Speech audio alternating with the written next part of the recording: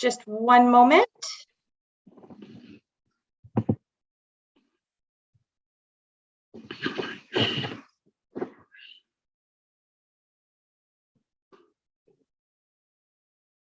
Just let me know. Alrighty, I think we're good. Great. Thanks a lot for that, Katie. Kia ora. Good evening, everyone. Good evening, community board members, staff, members of the public who are watching this live stream. Welcome to this meeting on the 24th of November of the Martinborough Community Board. Due to the COVID-19 restrictions, we were holding this meeting via an audio-video conference.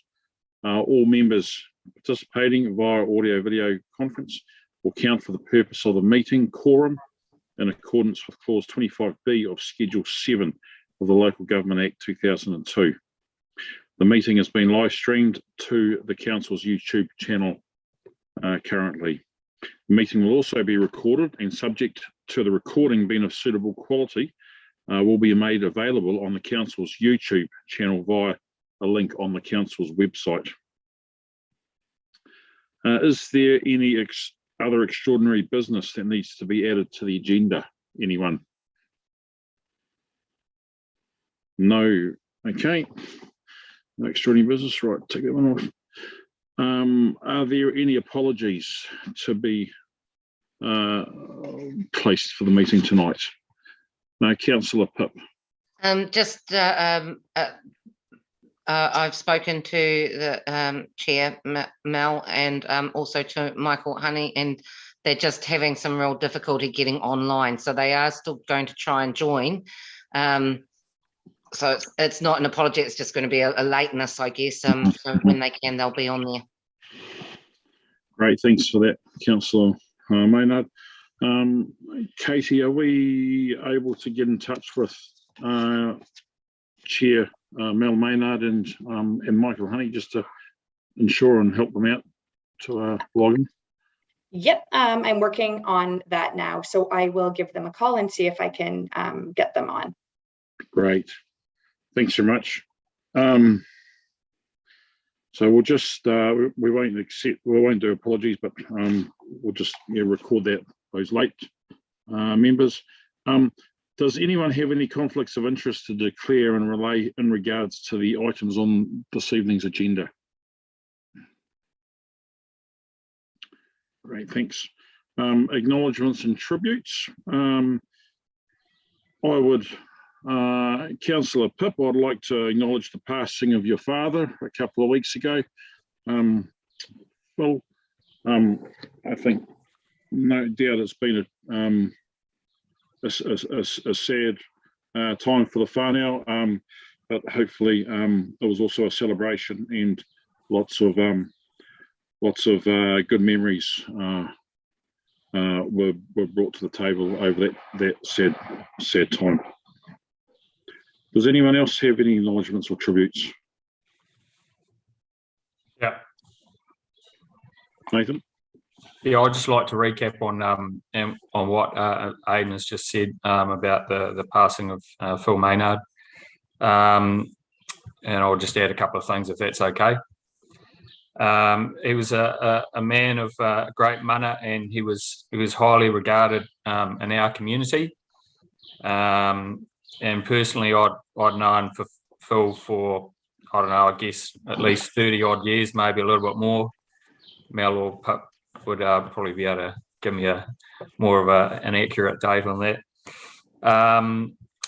And I think we would like to offer our condolences to Cynthia, Nathan, Mel and Pip, and the extended family.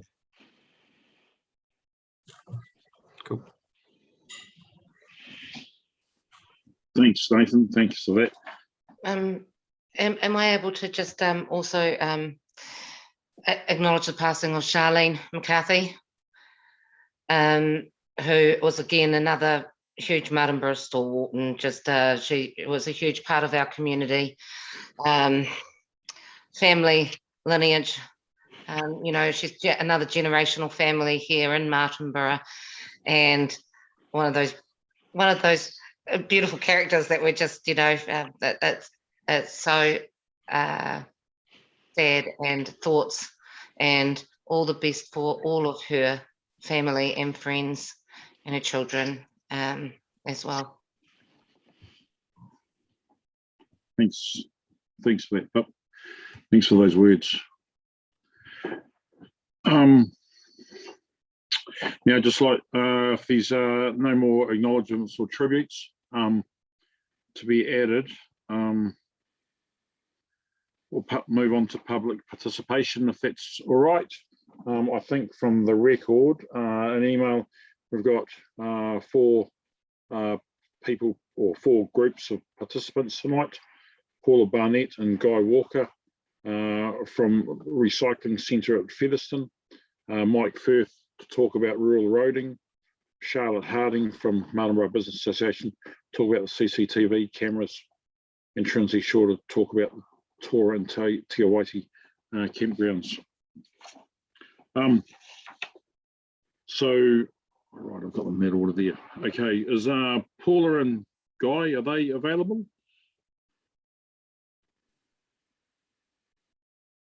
Have you heard, Katie, if they were going to be logging in at all? Last I heard, that was the order of speakers. I'm wondering if maybe the Zoom login is Temperamental. Yeah, for a few, but Mike Firth is here, so you could start with him if that's okay. Okay, that'll be great. Thanks, Mike. Welcome to the community board meeting. And we have got you for 5 minutes. Katie's going to raise her finger to the camera when you're at the 4-minute mark, and she'll let us know when you've got when your 5-minute time period is up. Thank you. Hey, I got 4 points I want to raise tonight, and one of them I was hoping to have some support from the community board to take this to a further level. First one I'll talk about is the Wakapuni Hill. I want to know from the council what their plan is for that road. It's basically the southern end of it. So once you come over the top of the windmills, heading down, it's had an uneven road sign there for a best part of 8 months. It's been there that long that it's actually overrun with grass now that you can't see it. That road, it's on a corner. It's particularly dangerous in the state it's in. And I'd like the council to actually do something about that, and to keep monitoring it rather than having me come to them about it. Second point,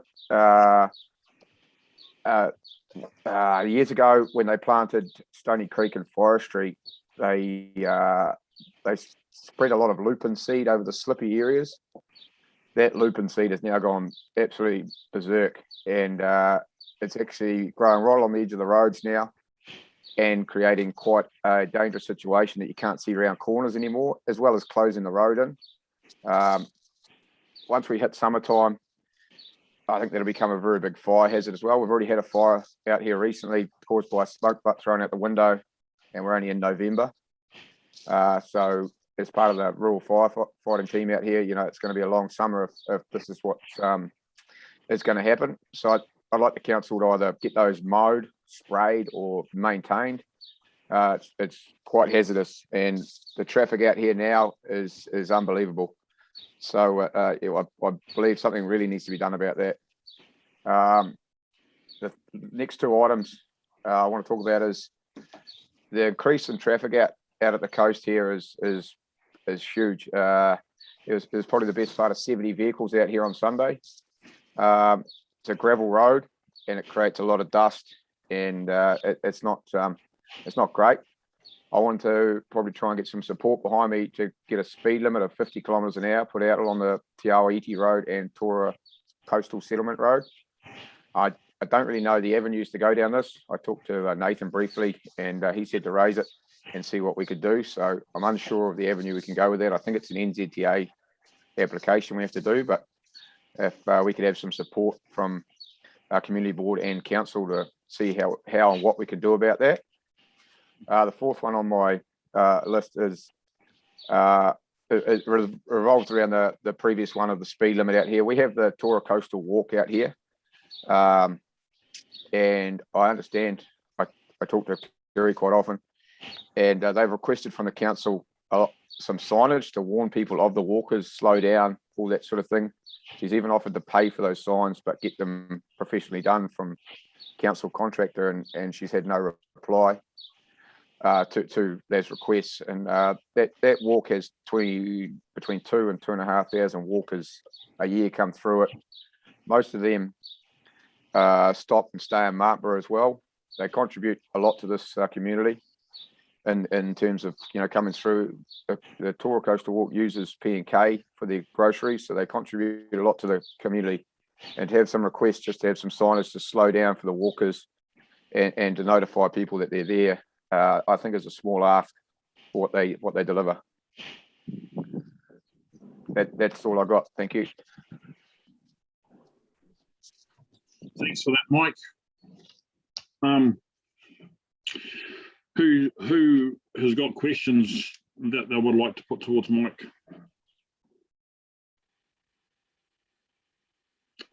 Councillor Pitt. Hi, Mike. Thank you very much for that. I was just wondering, Mayor Alex, is that correct that it would actually need to be something that we could put forward to NZTA with regards to the speed limits on gravel roads, or is this covering the signage that that Harry had spoken of?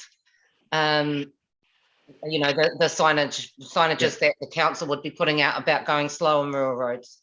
The NZTA is only responsible for state highways, so it is a council speed review that's being done at the moment within the district plan review.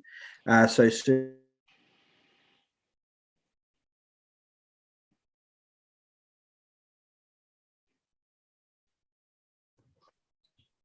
you're frozen. We can't hear you. Yeah, and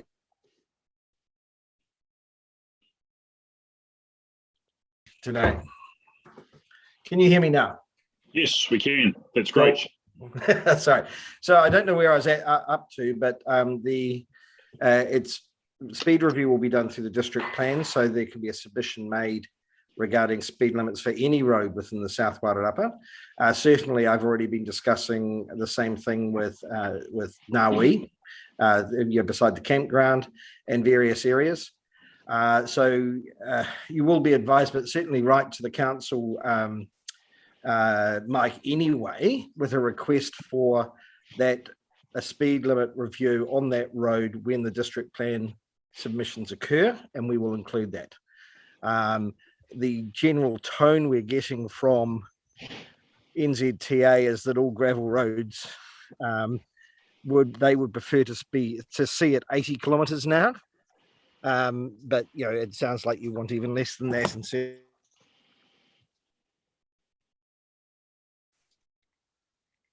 think we've lost you again, Alex.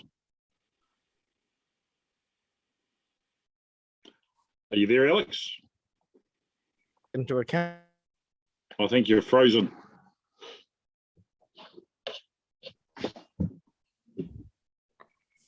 Try that. Can you hear me now? Yes. Oh, internet. Good time lucky. What we, with regards to the signpost that's been falling down, what did the council say when you contacted them, Mike, to alert them that there was a problem? I don't ever really get much reply from our roading manager. So that's why I kind of give up and come straight to these meetings. So you haven't contacted the Tim Langley? Yes, I've contacted him, but cool. Okay. To no avail. Stefan, if you could make a note and to raise that with Tim. It's just on that too. Like they're out there doing some work, probably a kilometre further down the road from where that area was. You know, they did some remedial work, but you know, they had all the machinery and everything out there. It's something I've raised at previous meetings. They had all the machinery and everything there doing these patch works. They would have to drive over that rough piece of road to get to where they were patching, but they didn't go back. You know, it seems to me a pretty waste of time. Yeah. But yeah, certainly there are issues with regards to not having our own roading team and contractors being given a job, but they're unable to do other jobs because they haven't had that job approved. Yeah. So yeah, it's something we certainly want to look at with regards to efficiencies. Yeah, thank you. Councillor Pam. Thank you, Aidan. Can I just ask Alex and Stefan, is there a possibility of putting temporary signs up there in the meantime till we find out? Because the district plan review is a wee way off, and I think this needs something more immediate. So is there a provision to put temporary signs up? Not really. Stefan, I don't know whether you've heard different. Certainly we've had that discussion with Naui, and we cannot, I think as the council approve that, I'm afraid.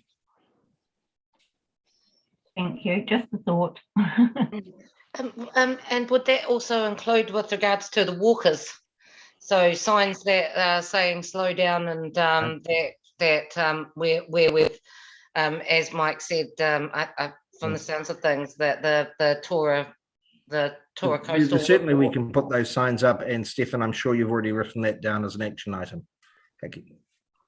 Thanks both of you. Mike, sorry, did anyone else have any questions before I started? Mike, with regards to the lupin seed, is that all? What areas are the main issues? It starts on that Wakapuni Hill and goes all the way to the coast. And then does it include the White Rock Road from possibly? I haven't been out there to check, but I'd imagine it's just as bad out there. Yeah, it's quite bad. It's quite bad on the White Rock Road all the way through. Yep. Is Stefan or Alex, is there a way that we could address that? Can we raise an action item to be looked at, or? Stefan, I don't know whether you're up with a play of this. I do have some information, but you may have more of an official one than I do. No, I don't have more information. I mean, what happens is we receive these requests and we log them, and we try and prioritize them in the order of what we're doing in the work program. I mean, you'll appreciate we receive these sort of requests every single day, and we are already behind because of COVID and material constraint on the work program. So we really are doing our best to address each and every request that comes in. But honestly, if you saw the amount of bona fide requests that we receive every single day of every week, you'd understand that it's quite an effort with the small team that we're operating. So, I give you my word that I'll put all of this into the system. I will talk to the roading team about it and log the requests and get the attention that you're asking for on them as quickly as we possibly can. Yeah.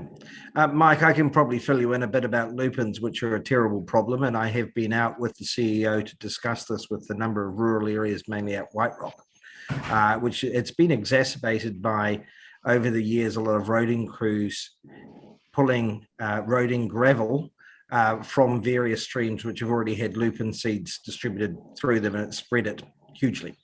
Yeah. That's over the course of 20 years. We as a council will spray the edges, and I noticed that they've started quite an aggressive program as of today. I saw them out there, but the only way really to control lupins is to have them declared a noxious plant under the Greater Wellington Regional Council. They're not going to do that. The problem when that happens is it becomes the landowner's responsibility to remove them aggressively. And that is potentially a huge burden on the farming community. So it's something we probably want to discuss a bit further before we actually go to, but it is a huge problem, and it's a spreading problem. But I'm nervous about going down that line with the regional council. Thank you, Alex. Alex, while you're out, just also on that note, did you notice a lot of the willow trees also starting to close in on the road as well? Is there any possibility of having them cleared back at the same time? All good information for Stefan from an operational perspective, if he could look at that as well. With that lupin, we normally have our roads mowed, verges mowed every spring or late spring, early summer. Is that still in the pipeline? Because that would Yes, clear it them up is. pretty quickly too. Yeah, Stefan, you could probably reply to that one. I'm tiptoeing into an operational area, which I really shouldn't. Yeah, there's no change to the rural boom mowing, so that'll be scheduled as normal. Thank you. That would be great. Thanks, Stefan. Oh, Councillor Pam. Could I ask Stefan, could you let Mike know where in the program that mowing is so that he can let the others out there know that it's going to happen in December or it's not going to happen till January, February, just so he's got some idea of when that program is scheduled? Yeah, I've been taking notes, Mike, but I probably didn't get everything down, and I don't know the area that well myself, having only been living here a few years. So I'm just wondering Stefan, whether you might. If you just let me know, and we can have a short conversation tomorrow at council. Yeah, or even just sending through the details of the requests by email would be really helpful as well. Yep, not a problem. Is your email all available on the council website? Yeah, it's just Stefan. It's just my name, stefan.corbett@swdc. You know, the normal format. Yeah, I'll pop that into the chat, Mike, so you can copy it down. Cool. Thank you. Yeah, brilliant. That'd be great. Thank you. Thanks. Great. Nathan, you had some questions? Oh no, just reiterating on what Pam was saying. But so I would have thought it would have been done in spring. We're sort of hitting summer now, just about. So it's starting the wind's starting to dry things out, and yeah, it will become a fire risk, I guess, if it hasn't, if the berms haven't been mowed. Yeah. Great, thanks. Thanks for that. Chair Mel, welcome. Hi, kia ora everyone. Thanks for your patience with me this evening. But Mike, thanks that I did come in on towards the end and around the Tora Coastal Walk part of your talk. And just I know, Stefan, that they were talking about the signs and things, but aren't there some signs for, you know, just standard signs, roading signs that show children and walkers, and you know, the big yellow ones that it might be prudent to put to slow people down in some of those spaces, particularly if there is this quite a again, it's that safety risk being advised to us and knowing about it, and then trying to just make sure that that gets managed for everyone's safety. So are there those sort of stock standard signs that could be accessed to be placed out in those spaces?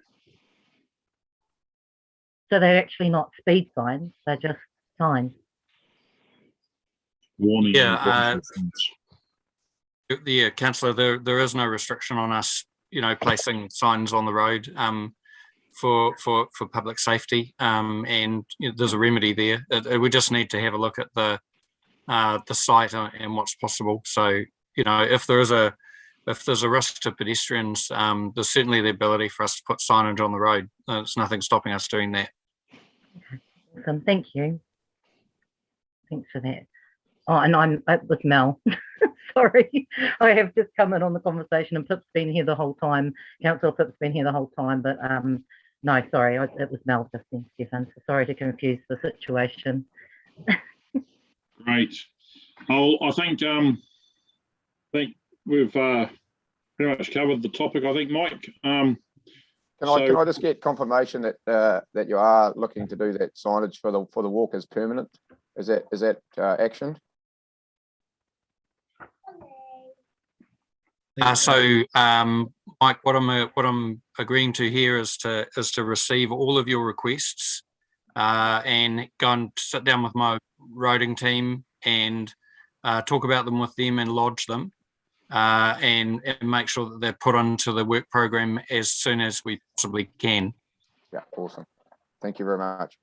I mean, there was also the offer via Mike from the owners of the Tora Walk, perhaps, that they may be prepared to perhaps help towards some of the costs. So perhaps there could be a bit of a discussion with the Tora Walk owners as well to see if a remedy could be discovered. Madam Chair, if we could just suggest that you take Mike's points and put them down as an action item for reporting at the next community board meeting, just to make sure that they get that we're tracking them. Do you mean the items he's going to be sending through to Stefan? Yeah, just the issues he's raised in his discussion. Sure. As an action Mike, item. would you be able to CC me into your email to Stefan Corbett, if that's okay? So just to make sure I don't miss any of your action items, and we can ensure we keep following them through with the Martinborough Community Board. Yep, not a problem. Thanks very much.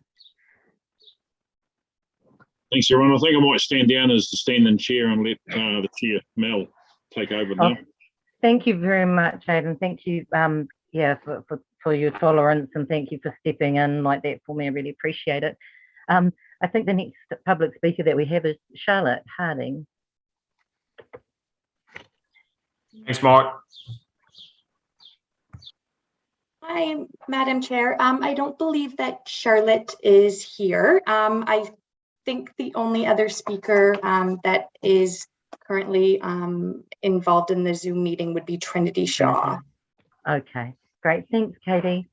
Then next we have Trinity Shaw talking to us about the Tora Te Awaiti campground.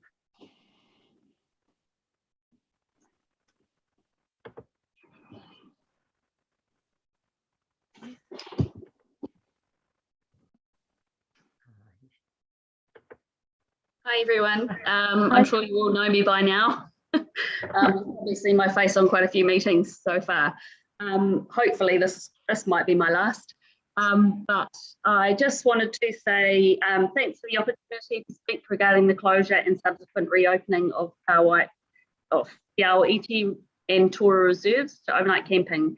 Firstly, I would like to acknowledge the fantastic work and time commitment that the Community Board has put into working with the Council to come up with mitigation solutions.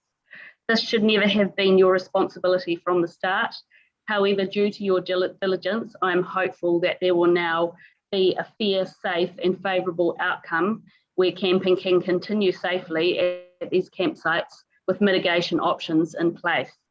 I have a few concerns about some of the information in the report titled North Tora and Te Awaiti campsites flood risk attached to this meeting's agenda, item 8.4, namely that it overstates the risk. It claims that Greater Wellington Regional Council have a policy of getting communities to avoid a flood hazard area by moving outside of the 1% AEP flood extent.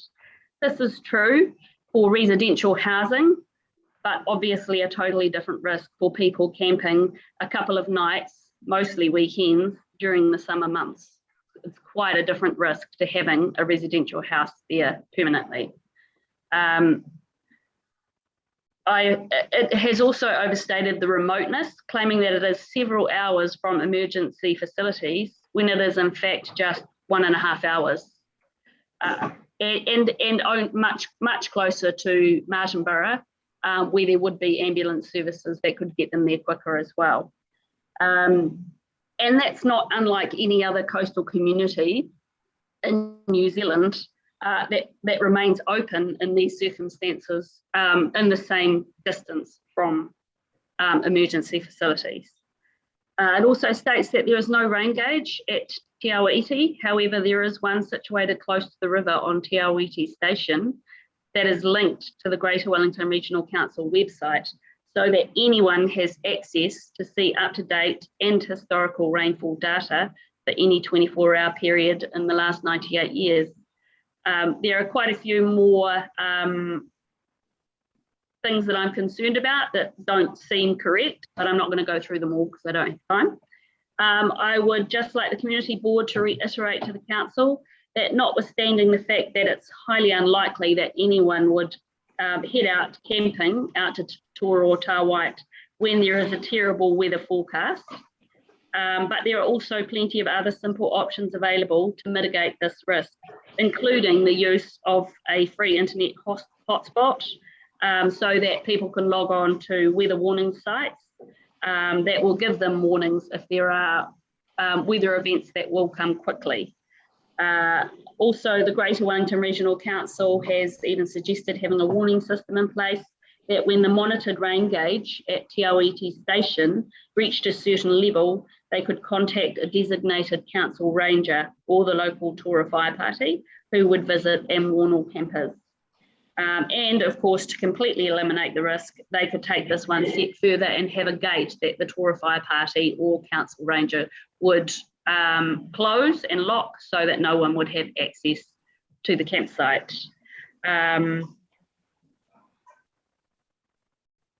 An even simpler option is larger, bigger, clearer signs at the campsite and possibly even outside town that could warn people that the campsite is closed or that there's a weather event coming.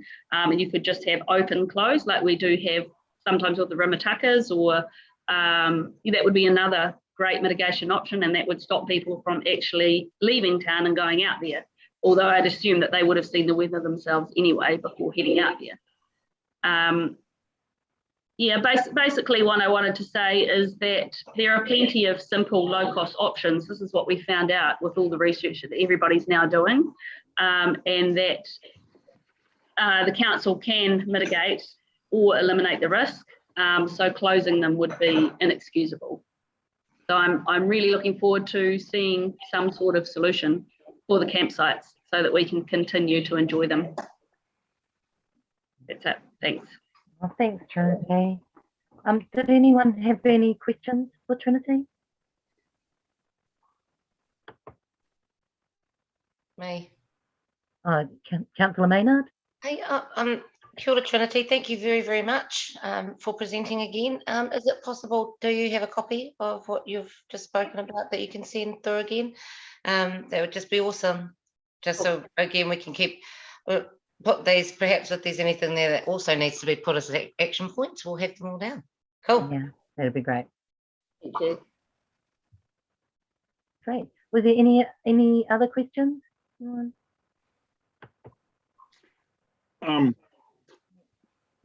If I could just add, I think with Stefan, and I won't go too far in depth, Stefan, but I'd just like to say that certainly there have been some discussions in place between community board members and council officers and Stefan, and we, I suppose collectively with a lot of work from Stefan, is looking at different options, which hopefully will be able to work out so that the campgrounds can remain open. But it's just, we're going through a process at the moment, gathering information, talking to different groups and other people to see what we can come up with. Would that be fair to say, Stefan?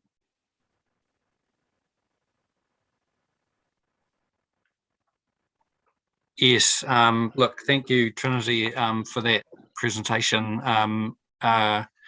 It's really useful, and you've been well heard. The points you've made have been well heard, and Councillor's right. We're working really closely with the community board to find a way through this, and we've done quite a lot of research and talked to different people that are advising us, and I'm pretty sure we're going to find a way through this. So thanks again for your presentation. Thank you. Okay. Any more questions, guys? Yep. Can I say something, Mel? Yep, absolutely. Cool. I'd like to thank Trinity for she said that we've done a whole lot of work and helped keep these campgrounds open, but I'd like to thank her for all of the work she's done. You basically single-handedly are going to keep this campground open for a lot longer, so good on you. Yeah. Okay. Awesome. Thank you. Well, thanks, Trinity. Any more questions or comments for Trin? Okay. Well, thank you. Well, we're going to. we're going to be discussing the report later in depth, aren't we, Stefan? I think. So there'll be some more detail, or perhaps some more detail, or some discussion later on in the meeting.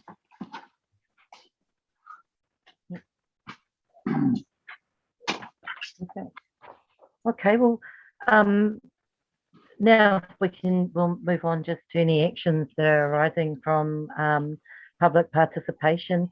Does anyone have any actions that are arising specifically from the matters raised by our speakers this evening? No, I think just the actions that have already been done with each of the speakers directly being able to send through so we can get them put onto the action list. Yeah. Okay. No, that's perfect. Well, sorry, I do have to click over if anyone's wondering what I'm doing, just to be able to see everybody. Okay, no, that's perfect. So then now we'll move on to confirming then our community board minutes. So we're considering the minutes from both the 7th of October 2021 and the 13th of October 2021 meetings. Did anyone have any corrections to either of the minutes? I did.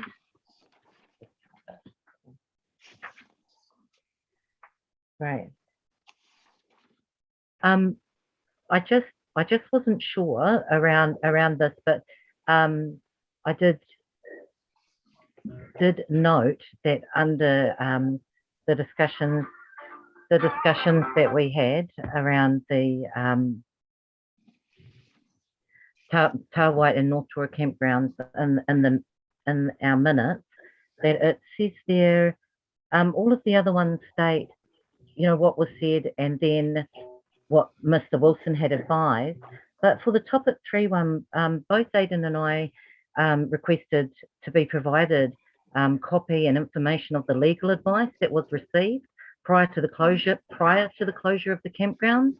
And in that case, then Mr. Wilson advised that these would be sent as soon as possible. He was going to be just making sure that there wasn't any personal liability for himself that was going to be disclosed.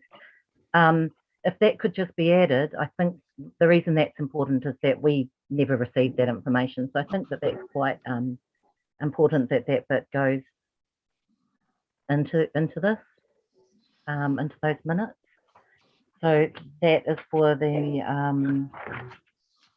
that was our last in the last meeting that we held, the 13th of October minutes. And whereabouts in that should it be, Melanie? Under topic 3, it says Mr. Allams and Ms. Maynard requested that Mr. Wilson provide the board with a copy of the legal advice that had been received prior to closure of the campground. Now, Harry had advised us that this would be sent to Aidan and I as soon as possible. He would only be just checking that there wasn't any personal liability for himself that it made or created. Now, the reason why I just want that in there is that we have been trying to do a lot of this work without this and without any parameters, which has certainly been something that has made just the work a bit more, yeah. Okay. Did anyone else have any corrections for the minute?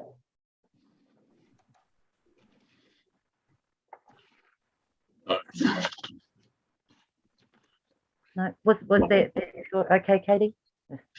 Yeah, absolutely. I can add that. So if you just want to then go ahead and resolve to accept those minutes. Okay. And then you can add in your change in the resolution as well. So Okay, great. you're agreeing that the minutes of the community board for the 7th would be confirmed as true and correct, and then the minutes for the community board meeting on the 13th are true and correct with the change including, and then state that, and I can get those changes made for you. Yeah. Okay. Oh, that's great. I I did have to double check myself and go back and have a re-listen to the meeting today. But yeah, no, that's great. Thank you, Katie. I feel like I'm looking right at you. So do I have a mover to move that the minutes of the Martinborough Community Board meeting held on the 7th of October 2021 be confirmed as a true and correct record? I'll move Thank that. you, Aidan. And a seconder. Thank you, Councillor Maynard. All those in favour, please raise your hand. Great. The motion is carried. Now, do I have a mover to move that the minutes of the extraordinary Martinborough Community Board meeting held on the 13th of October 2021 be confirmed as a true and correct record with the addition of the advice received from Harry Wilson under section 3 of the chair report? Do I have a mover? Thank you, Nathan. And do I have a seconder? Thank you, Aidan. All those in favour, please raise your hand. The motion is carried.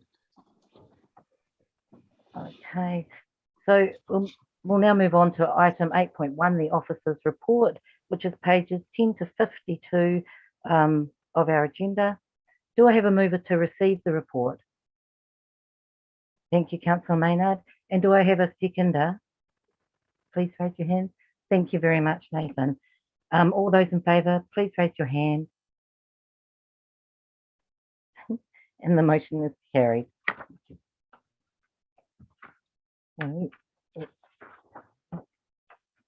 So were there any, did any members have any questions on the officers' report?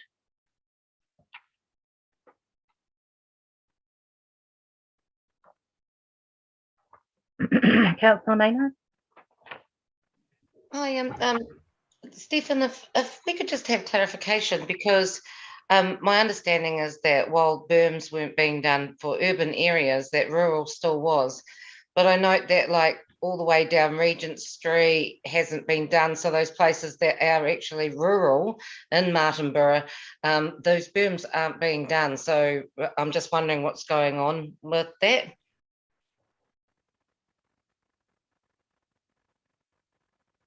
Because there should be more kind of for the rural to be done because we're not doing urban. So yeah,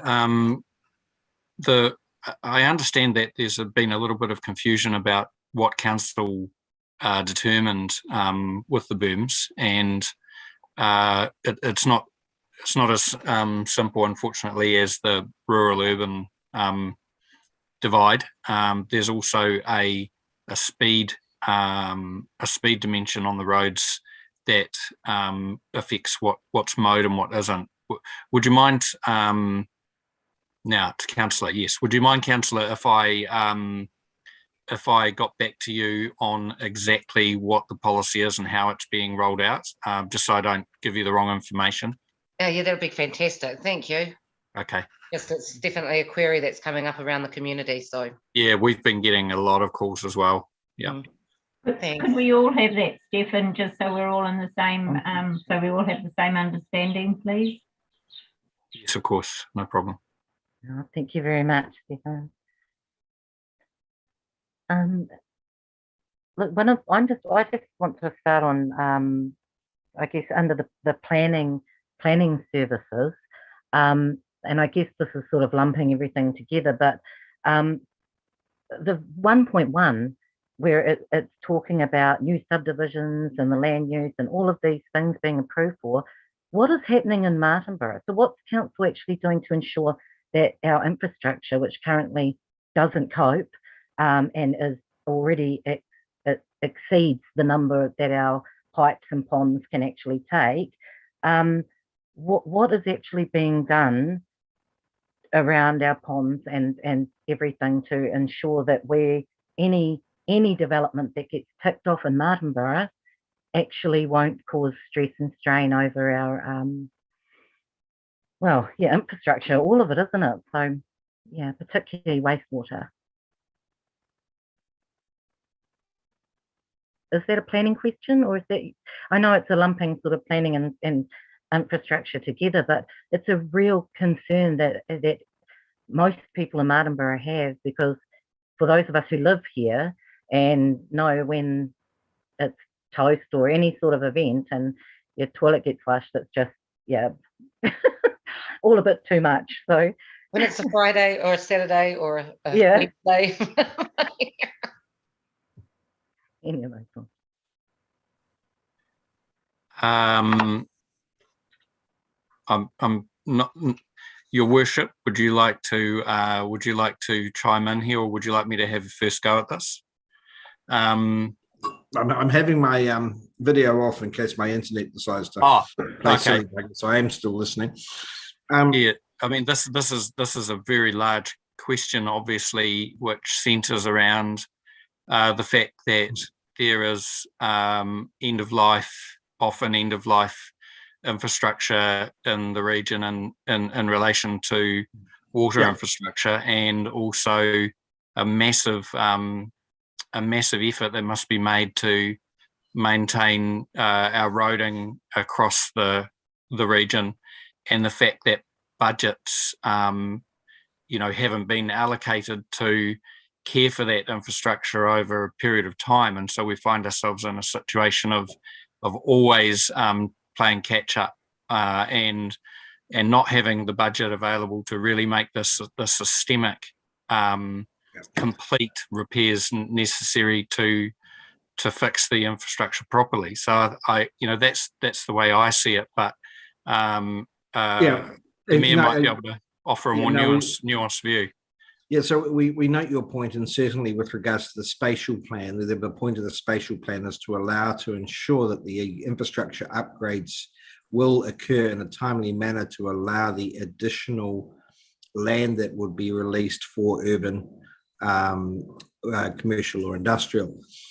Council officers at the moment, when subdivisions are occurring within the current district plan, are confident that infrastructure and the infrastructure program will be able to cope with the additional sections that are being subdivided, with the proviso, however, that in summer, with peak loading, there still will be restrictions on water supply, and they will continue even if we increased our water storage capacity. It's just a fact of the aquifers that we pull from.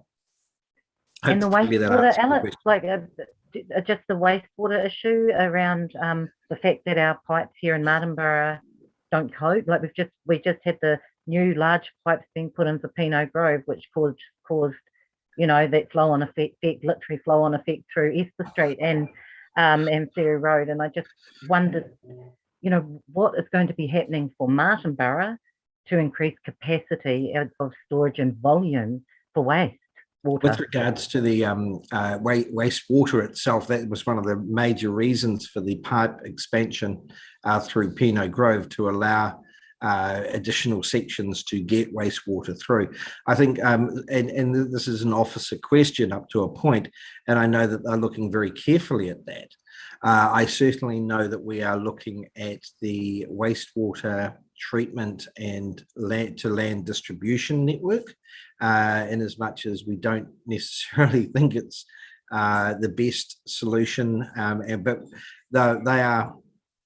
we are looking, the council officers and Wellington Water are ensuring that it's able to cope with the current loading of sections, but any larger spatial or district plan change would require careful thinking about the loading of the infrastructure on the extra sections. Yeah, but okay, thanks very much for that, Alex. Right. Did anyone else have Nathan? Yeah.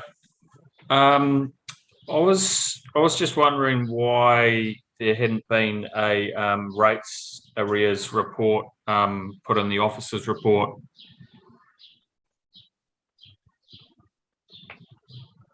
So it might be a question for Stefan, maybe. I think. Or Alex, maybe. I can't, I'm unsure why, Yeah. but certainly we can ask for an additional rates arrears section to be sent out as soon as we can get Katrina or Charlie to do that. Yeah. I've actually pulled the information off the finance and audit meeting. Yeah, so it's pretty grim viewing, to be fair.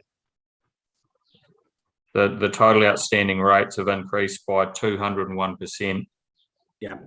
I don't think, I think, Nathan, you're looking at that in isolation.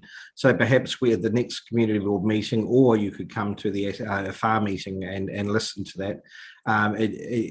You've got to look at the actual numbers as opposed to the dollar value, because one rural ratepayer that's in arrears can change that totally.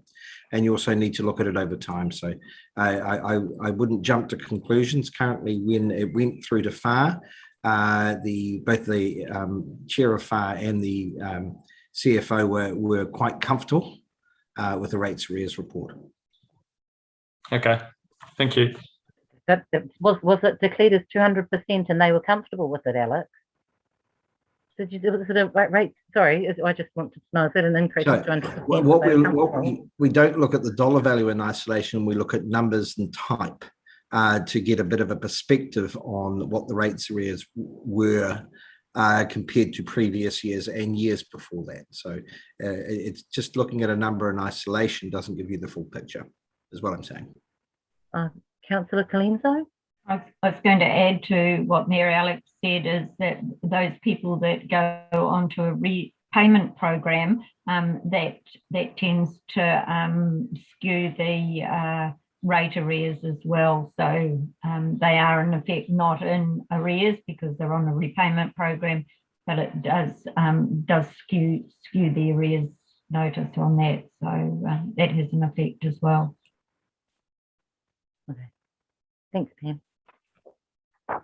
Okay. Mel, Katie had a hand up. Oh, sorry. Hi, sorry, I can't comment. Hi, I can't comment on the reports itself, but the officer's report is a combination of 2 or 3 reports. So the planning and environment group report and the partnerships and operation report were included. I believe that the rates arrears section is only included when it's updated, and as you're working on a 6-weekly schedule and the meetings are currently 8 weekly, there was nothing to update prior to this agenda going out, so the rate arrears section will be included in the next officer's report. So that's why it was missing, Nathan. Just wanted to give you a little bit of background. It wasn't left out intentionally. No, thank you, Katie. Okay. Right, Aidan? Madam Chair, I'm just wondering if I can please be temporarily excused from the meeting. I just need to make a couple of phone calls in relation to work, if that's okay. Okay. Yep, that's fine. That's fine, Aidan. Thank you. So what everyone else here? Yeah. Right. Look, I did just have a couple of just around the page 24 and 25 as well around the partnerships and operations report.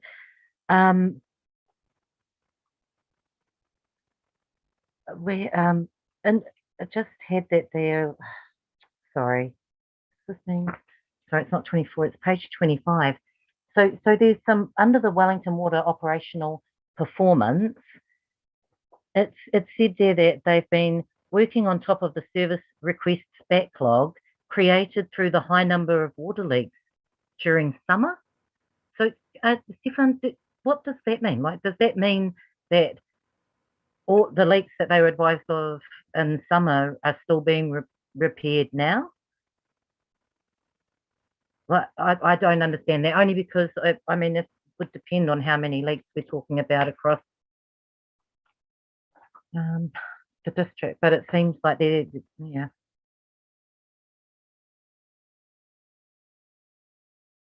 That's on page 24.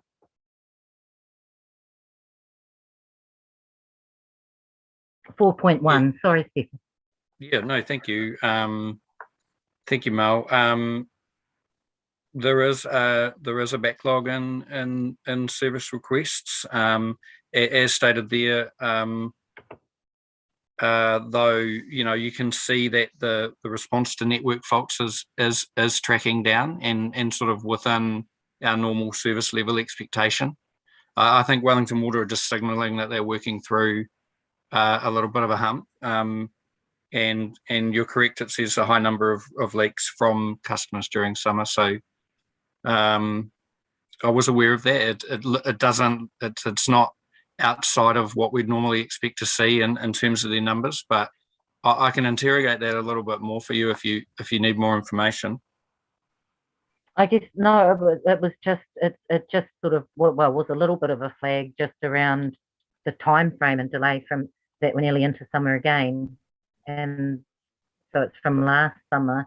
And I mean I've already picked up on, I don't know, there was a leaking hydrant on the corner of Naples Street opposite the outside Garworth Burridge, actually it was directly outside Garworth Burridge, and was certainly outside there on both the days I was there this week. But that's, as I say, that's a leaking hydrant too. So again, and who knows if that got reported. But the other thing was the water requests by asset fault. When I was trying to read through that, it's like, what was the total number of work orders? It gives the percentage, but without knowing what numbers the percentages are in relation to. Yeah, that just seemed a little bit difficult and to read. And the same with the Colmar Brunton customer satisfaction that goes from November to July 21, like what that was in relation to. I just struggled to read this because of those things in there and understand it, I guess, around numbers and what that means for the town.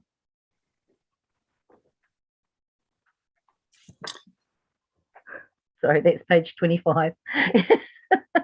The water request by asset fault was the first one. Yeah, thank you. I've noted that, Mel. What I'll do is I will have a chat with the team about how we construct those figures and see if I can make them just a little bit more easy to understand, perhaps by including the total number of requests or the total number of satisfaction surveys that might have been done that would support the percentages. I think that's a good point. It'll make it more meaningful. Yeah, there's a big difference if the number is 20 to if the number that's right. 2,000. So yeah. Yeah, great. That's great. I think that'll improve the readability of those graphs. So thanks for that.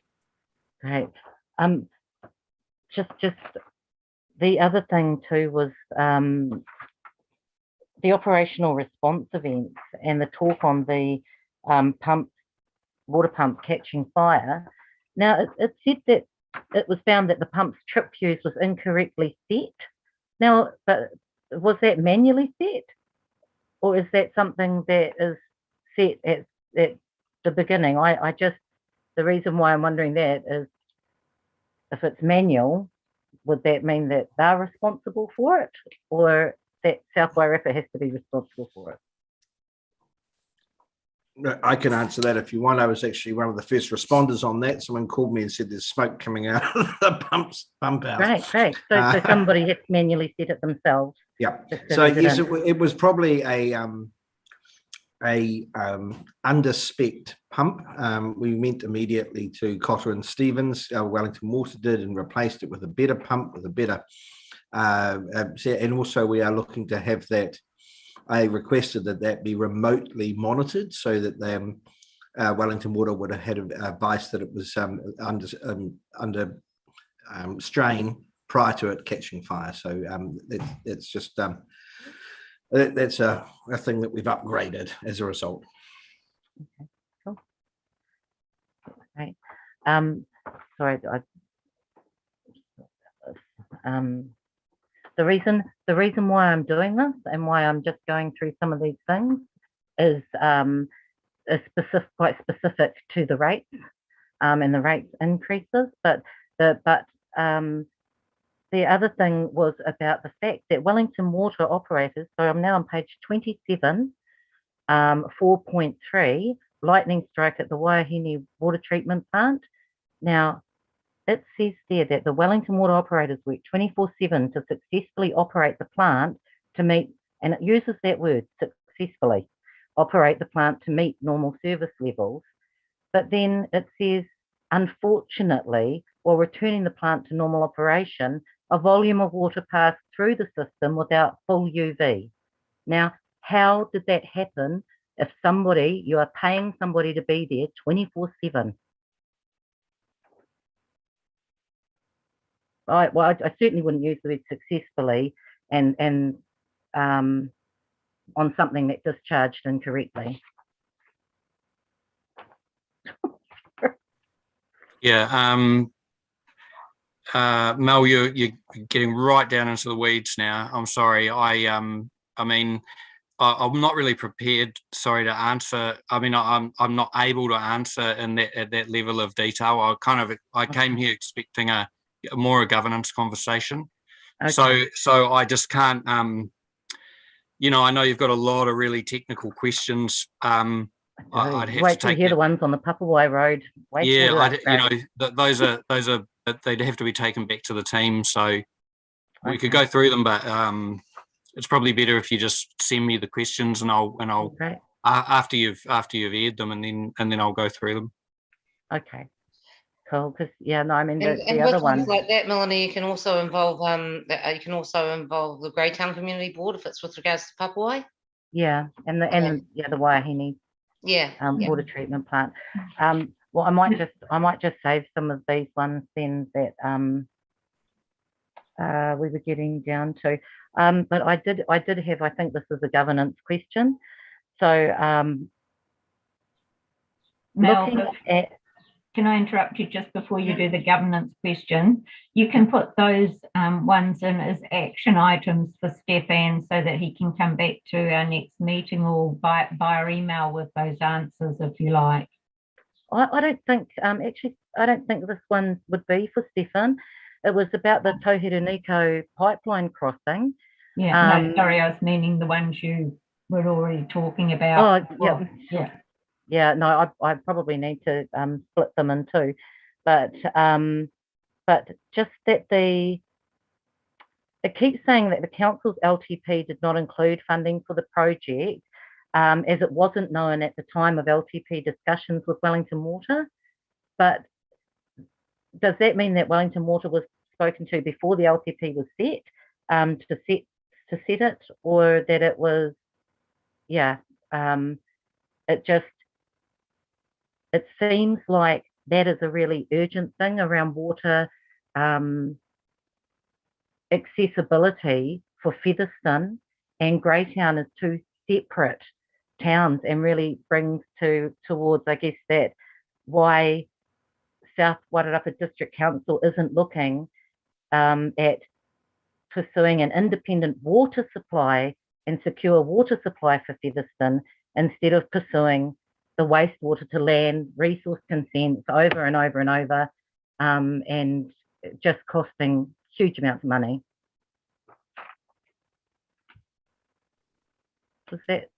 Would you like me to answer that, Stefan? This is slightly straying out of the Martinborough Community Board issue. However, what happened here was that there was, if you remember, a washout at Bullbush Gully, which took out the water supply to Featherston. Following that, we requested that Wellington Water look at the entire pipeline for past issues that may have been raised and were not actioned by previous councils. We did that. It was highlighted as part of that this was deteriorating, the pipe across the Tohiruniko. It was still serviceable, but was an item that would probably be in the amber category. So it was scheduled for replacement in a 5 to 10 year period. The LTP started, we were well and truly through it. And then another inspection by Wellington Water decided to upgrade it to a higher replacement schedule. just on the risk of earthquakes and that. So that's why it was not included in the LTP, but it has been brought up in status as an issue. Okay. Okay. That's great. And Mel, I think if I've got my process right, and I may not because I'm still trying to get across it, but if you want to engage on a technical level with the reports, so like this one that my team did, the Partnerships and Operations report, which we submit to the Assets and Services Committee. I think you also have the option, if you chose to attend that meeting, and at that meeting we have the Wellington Water team with us, and so you can really grill down and get those kind of answers. It's not to say that you can't do it here, of course, but you would have that Wellington Water team at the Assets and Services Committee. So I think you're able to go to those meetings. So it might be another option. Okay. Yeah. Okay. Well, did anyone else have any anything for the officer's report? Because what I would like to do is just take a quick break before we move on, because we've been, well, I realise everyone's been sitting now for over an hour. So if we could just take a 10-minute break. Excuse me, did you want to say something, Alex? Did you have your hand up, Alex? Oh, right, sorry. No, I didn't. No, I was. Yeah. I think it was I was referring to the other Alex, Mayor Alex. Oh. No, I'm all good. Sorry, Alex. Okay.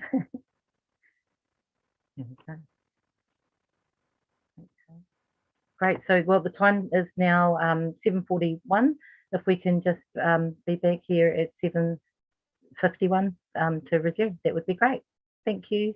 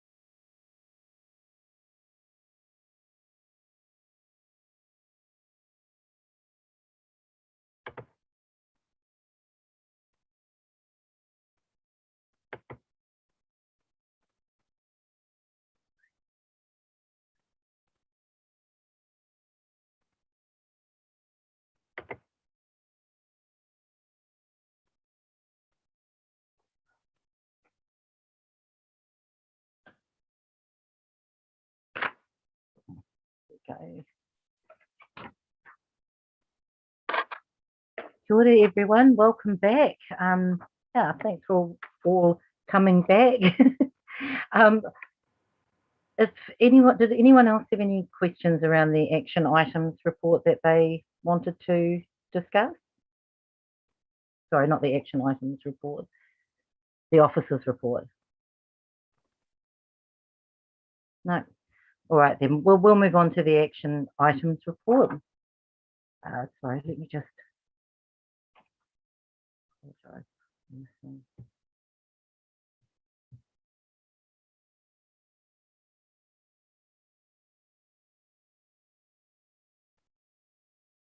All right. So if we now move on to item 8.2, the action items report, which is pages 53 to 56 of the agenda. Do I have a mover to receive the report? Thank you, Councillor Maynard. And do I have a seconder? Thank you, Nathan. All those in favour, please raise your hand.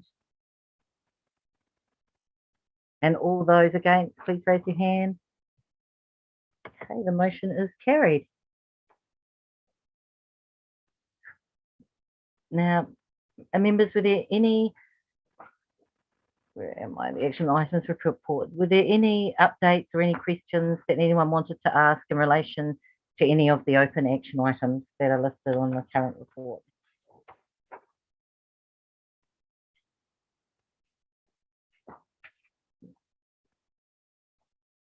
Councillor Colenso. Thanks, Mel. Action item 584, which was about the bus stop. I think we could remove that. I think I mentioned that last month, but yeah, if that could be closed because the bus stop has been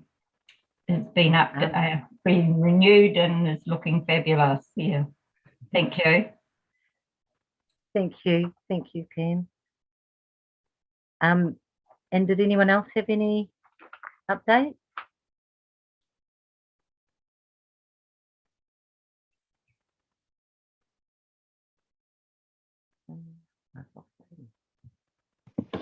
Oh, sorry, Aidan. Through you, Madam Chair. 176, with regards to Payne Estate. The last update was the 9th of August 2021. And commented here, due to resourcing constraints, the report is to be presented at the next farm meeting on the 27th of the 10th, 21. So where is it? Yeah, I know we were asking for this to come to our table. So is anyone here on the Finance Audit and Risk meeting who would be able to say whether or not the Payne Farm overhead costs were discussed? No, it wasn't raised at the farm meeting, unfortunately. So there's another item to get back and distribute to community board members, I think. Yes, okay, that would be great. Is that if we can put that down as an action for that to be received to us, that would be great. When is the next FAR report, or sorry, the FAR committee meeting scheduled for? I think it's the 15th of December. Right. Well, I mean, Stefan, another note for you. Perhaps you just make sure that that report on the Payne Farm will be included, and you'll be able to see it in the minutes. In the agenda. Okay. I think he's just left the room, I think. Yeah, I think so. If you could record that. But if you could record I've taken that, a note. Katie. Thank you. Thanks, everyone. Ours on the 1st of December. 1st of December? Oh, fantastic. All right. Definitely want to go there if that's going to be discussed. And I just have a question. yeah. With regards to 731, I was just wondering with regards to the sign, the historical information sign at Bibbles Cutting, where that's at. Right. Nathan?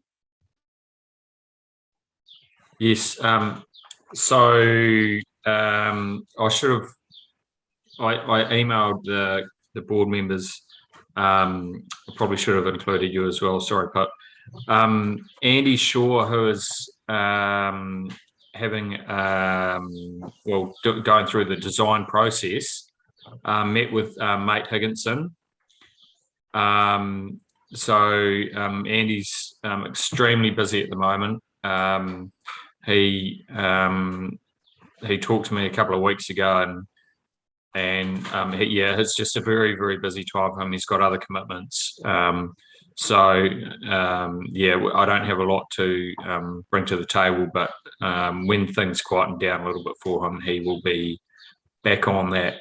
He had a great meeting with Mate, they both enjoyed each other's the knowledge that they could both bring, I suppose. Mate would have given him a good history lesson on Martinborough, and Andy would have taken that away. And it was really good meeting by the sound of it. So we just got to buy our time a little bit. Okay. Thanks very much for that update, Nathan. Right. I did have a question around Action 495 as well, which was around the commitments for the Wahinga Centre and the water fountain, and what needs to be retained and when it can be released back into the beautification fund. And I just wanted to know whether that had happened or not. No. Yeah. Okay. Mel, when we circulated this for updates to ELT, we didn't receive an update on that action. That may have been because Katrina, our CFO, is away at the moment. So I'm not sure whether it has been done or not. But Okay. Perhaps I just make a note to ensure there's an update at the next meeting on that item. Okay. Yep, that sounds great. Thank you.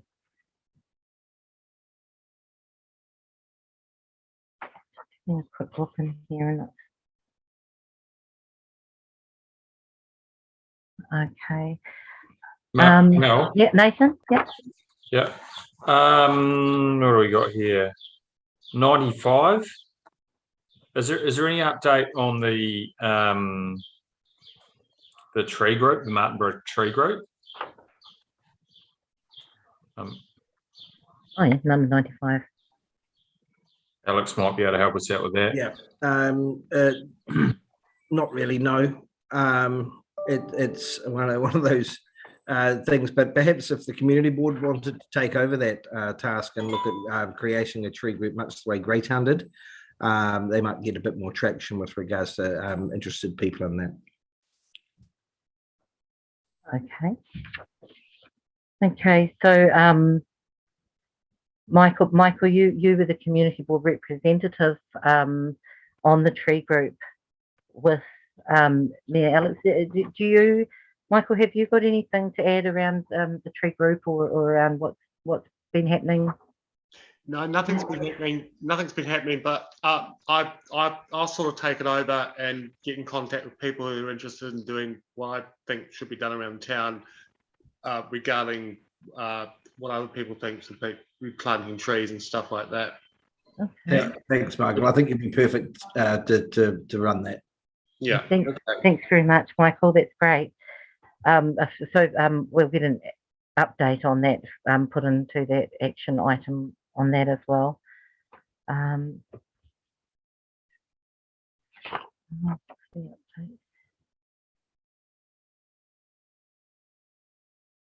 Was there any update for action 316 for whether the Ruamahanga Road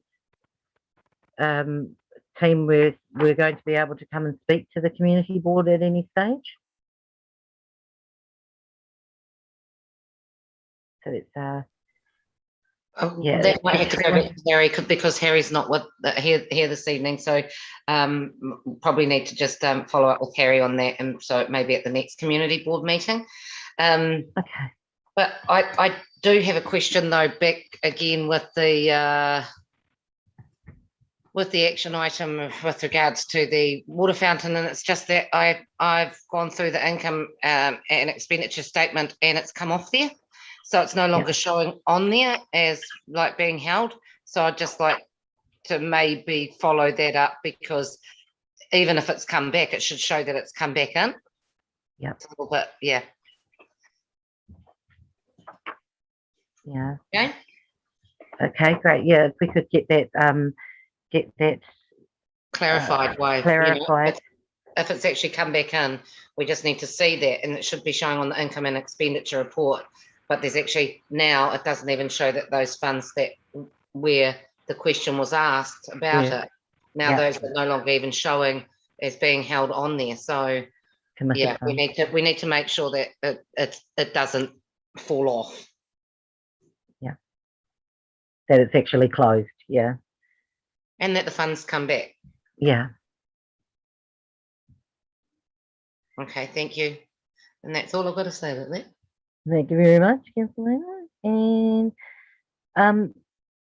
did we have an update about the Action 127, Pam, the Rotary Club funding application for flag track?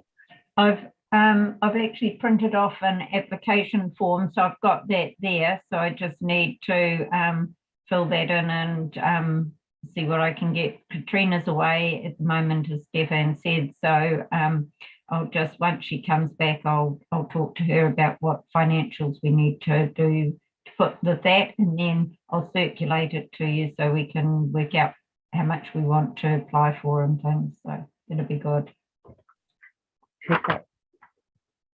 If I could, Madam Chair, Pam, if you include Garrick in that, it might be quite useful given he's part of Rotary.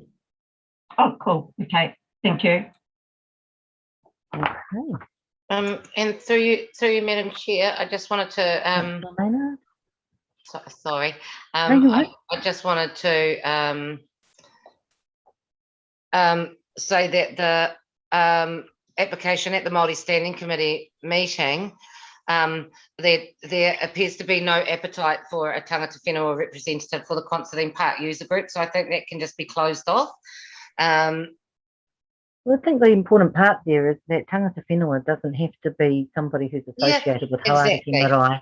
Exactly, so and it's been put out there, they don't have a name to put forward, so it can probably be closed off, and then that way that can just be something that the Martinborough Community Board takes into consideration in the future. Yeah, and the Considine Park, for the Considine Park user group. Yeah. Okay. Yeah. Thank you. Through you, Madam Chair, I'll take that back to the Considine Park user group. Okay. Yeah, because you all may know of somebody amongst yourselves who fits the criteria of being tangata whenua here in Martinborough, with a passion for that space. So yeah, thanks, Pam. Okay, cool. Thank you. Okay. Great. Were there any further questions in relation to that? Okay. Then we will now be considering agenda item 8.3, the income and expenditure report, pages 57 to 61 of our agenda. Do I have a mover to receive the draft income and expenditure statement for the period ending 31 October? Thank you, Michael. Do I have a seconder? Please raise your hand. Thank you, Nathan. All those in favour, please raise your hand. Great, the motion is carried. Okay. Now, did anyone have any questions? No, my only question was the one that the one that correlated to it, so that was my only question. But Councillor Glenso has her hand up. Sorry. Yes, Councillor Colenso. Thank you, Mel. On the statement, the first page, which is page, 59. Yeah. We've got on there in the less grants paid out, we have the Christmas decorations to the Business Association for $750. Yeah.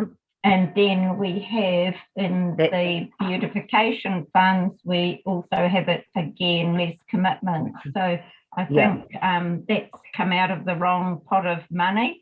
It should have come out of the beautification money, and then that commitment needs to go up as actually happened. So yes. Yeah, that's great. Thank you, Pam. That's right. We did make a decision that it wasn't to come out of that grant pool, that it did fit within that beautification money. So if we could have that removed, from that balance, because it's doubled up paid, isn't it, from out of the grants as well as the beautification. And I was wondering if the finance team could actually check with Bryce, because we've planted the rata for the 150th celebration. So that account should have come through now and been on the beautification fund. Yeah. Great. We could just get that, if we could please just have that checked by Bryce or the amenities team, just around that spend of for the purchase of the rata tree, because there should be an invoice, I imagine, somewhere floating around for that, which I think some of that money will be coming back as well. I'm pretty sure that was what Bryce said. It didn't reach that cap of $500. Katie. Yeah, I can follow up with Tanya and Bryce about that next week. Thank you very much, Katie. There was also the committed funds from the 21st of May 2020 for the Wairapa Maths Association, which I understood was becoming part of, weren't they, instead didn't they become part of a memorandum of understanding with the South Wairapa District Council? Yeah, Councillor Colenso? Yeah, that is correct. And this is the, it should be that date should be the next date for the next Mathorama, because they've had one, which we would have contributed to out of the last year's financials. So this should be the commitment. So even though it says 2020, it's actually for the 21-22 commitment. Yeah. Oh, so and sorry, so that's actually, and that maths event, does that land at the beginning of next year? Is that what happens, 2021, 22? Yeah, I think there's still one more to go. Yeah, that we've committed to. Okay. Great. So just a quick question through you, Madam Chair. Can with the festivals and things that like the fireworks and the music festival and things, I'm assuming because that money is still there, that will just come back naturally into the grant funding as well, because those events weren't held. How do we do that? Katie, do you have any advice on how we do that with the things through COVID that have been stopped, that we were putting grant funding toward? Is that what we would do, or would we? Alex, stand up. Yes, yeah, Alex. Yeah, certainly we would expect any funds to be returned, less any overhead costs that they had that they're unable to be avoided, through cancellation. So we've certainly seen that with the Balloon Festival in the past and other funders. So I'd certainly write a letter if it didn't occur, just to say, is there any surplus that you can return through to the community board? Okay. Great. So you think that that would be the next step, is to have a letter go to the music festival and the youth fund? Yeah, pretty much just, you know, to have that funding returned, and then to encourage them to reapply next year. Or I think in the past, though, we have looked kindly on overheads that they've been unable to avoid. Oh, yeah, absolutely. So that a portion of the fund is returned. Yeah. Yes, if they invoice us for what they need to, for the council for that. Is that right, Katie? The community board, yeah. So it's come from the community board funding. Is that all right, Katie? Would you be able to do a letter? Absolutely, I can follow up with those and get back to you about that. Thank you. Okay, that's perfect.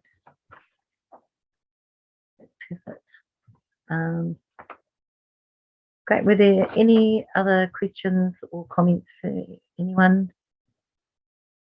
There's one now. Okay, well, moving on. We will move on to item 8.4, which is the North Tora and Te Waiti campsites report, pages 62 to 67. Do I have a mover to receive the report? Thank you, Councillor Maynard. And do I have a seconder? Thank you, Nathan. All those in favour, please raise your hand.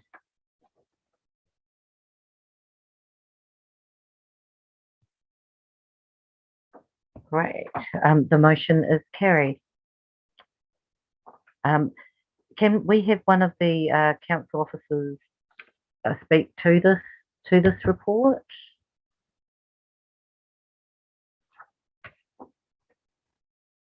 I mean, I'll take the report as read, and I'm happy to answer any questions that you might have on the report. Obviously, the emphasis for us at the moment is working with your team to find a enduring solution to protect public safety and to keep the campsites open. It's complicated. We have talked with the Greater Wellington Council to make sure that we understand the risk properly and that we're characterising it properly. There were some comments in the public session about us overstating the risk. I don't think that's the case. We ran this report past the senior flood managers that were helping us with the risk assessment, and we asked them that question: have we got this right? Are we characterising your advice properly? Because we don't want to, give anyone the wrong information. And they've confirmed that they were happy with the report and that it was accurate. They made a couple of changes to it in order to make sure that it reflected their advice. But really moving forward, we need to talk with Greater Wellington. We've talked with DOC about what they are doing, because obviously they deal with swathes of public land where people camp and there's no cell phone reception and they're very vulnerable to weather events. Okay. We've talked with the Remo folk about what triggers they receive, what information they receive from Met Service and from NIWA, and how they act on that information, and how that might be useful to us. And we've reached out to the management of the fire service there as well, in Tora, to try and understand how we will put a system in place where they acted on a weather warning and went down and visited the site and made sure that people were safe, in addition to the signage and any other mitigation measure that was put in place. So, happy to answer any questions on the report, but my focus has been working with Aidan and Stuart and other experts to try and get us through get us through and find a solution. Thank you, Chair. Thank you very much, Stefan. Did anyone have any questions around the report? Is this? Yes, Councillor Maynard. So just to clarify, by putting in all of these putting in all of these solutions that have been placed on here, which is more than any other campsite in the South Wairarapa, can I just say? I would want to know, where they're saying there's some questions remaining, what is it about? Because I actually did ask for a report on all campsites in the South Wairarapa for an understanding on why these ones really triggered. And to date, I haven't received that. So I'd just like to know where you're saying that the questions remaining when we know that. So, for example, they've already said with regards to their volunteer firefighters and or their brigade that's out there, who work that way anyway. So they are triggered. So they're on 24/7, if you like. So I'm a little bit, I just kind of look at this as kind of keep throwing up things like to try and stop it, when I think that we've got amazing things going on to be able to move it forward. So, I look at all of the work that's been done and I think it's absolutely phenomenal, because if we can do it here, we should be able to do it at all of the campsites. So I'm just a little bit, I guess I really want to know, and that's why I asked some time ago when this first raised its head for that report on all of our campsites. Madam Chair, through you, if I may. Yep. Stefan, can I just answer that? Councillor Pipp, I think some of those questions that you might be referring to, and correct me if I'm wrong, it's just that, you talked about the tour of Fire Force, and certainly I'd had discussions with them earlier on in the piece prior to Labour weekend to get them involved in that plan that we put in place for Labour weekend. And I'm more than happy, Ian Hunter and his wife Marcia, who are the chief and the deputy chief out there at the tour, more than happy to be involved. However, for an enduring long-term solution, they said they off the back, they can't commit or make a commitment for the Tour of Volunteer Fire Force to be involved.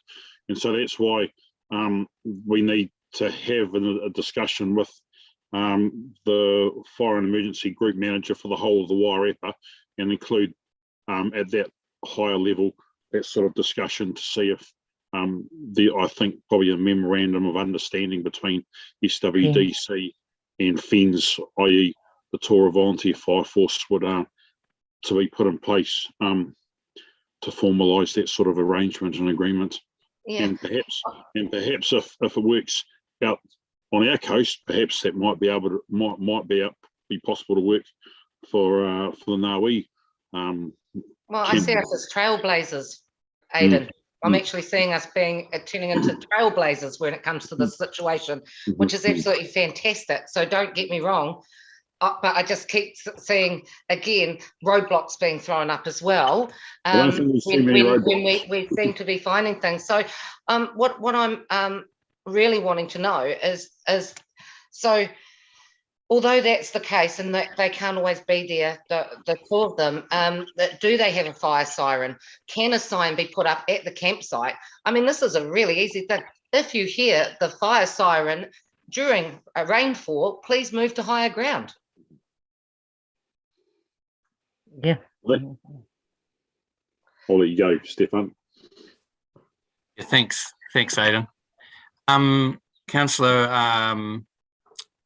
that's exactly what we're working through. We're trying to get the signage on the site right, so it's got the right information on it.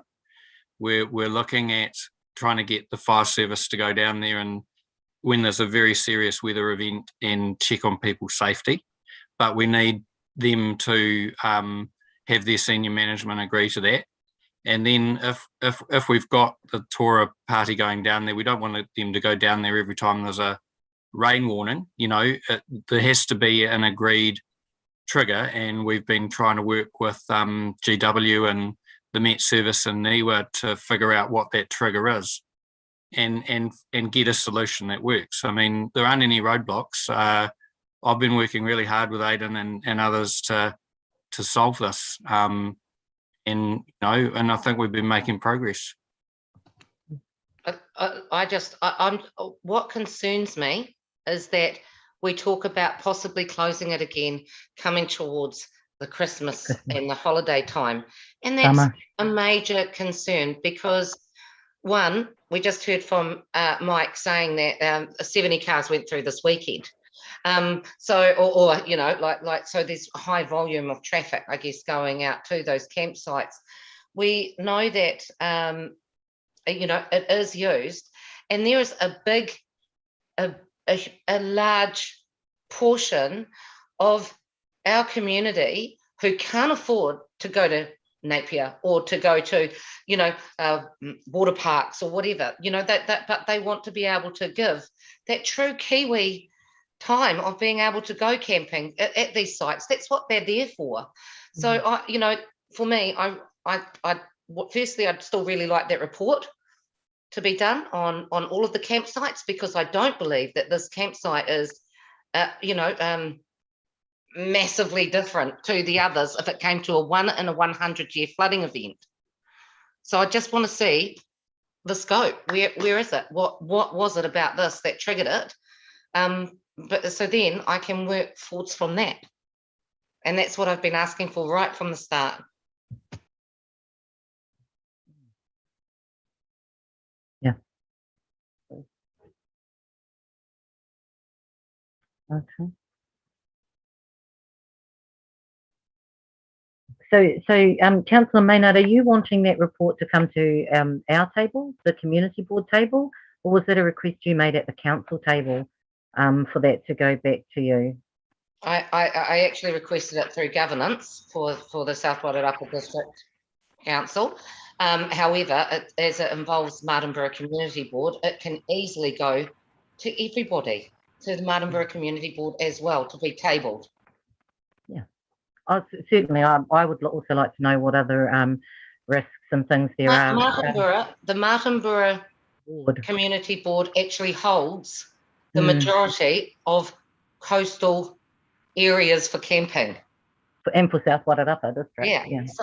So I think it's really important that a report actually comes to this table. Okay. Is that something that is in the pipeline to be looked at and worked on, Stefan? No, it's not at the moment in the pipeline. I'm sorry, I've been concentrating on trying to solve this particular problem before Christmas, and it takes a lot of time. I'll take it under consideration that you understand the scope of. Sorry, you go ahead. No. I was just going to say, Stephen, that information can be given to Greater Wellington to collate as well. Some of that information about those flooding, about those areas and what their concerns are with flooding events and what the ratio is, I guess, to them happening as well. So I don't for a second want you to have that all just on you. That's not, that's not what I'm saying. But like, I do want to say I have been asking for this since September. Was it September when we were first advised about it? So I have been asking for some time. It's not something that, I don't mean to spring it on you. I would have thought that possibly you would have already known about it, and just the fact that you don't, that's why I'd like to keep moving it. So will that sort of include some information like those graphics that GW supplied to us in our October community board meetings, but supply graphics like that relate to the other camping areas, the Tora South, White Rock, Ngawi, and those other Waihini. areas around the coastline. Yeah. Because they were able to map up those graphics pretty quickly Nang from memory. Lake Ferry, Nang Nong. Yeah. The other thing is too, Stephen, if I mean, because we are, this has sort of got us all going down a track, I guess, further and faster than we all had to act with haste.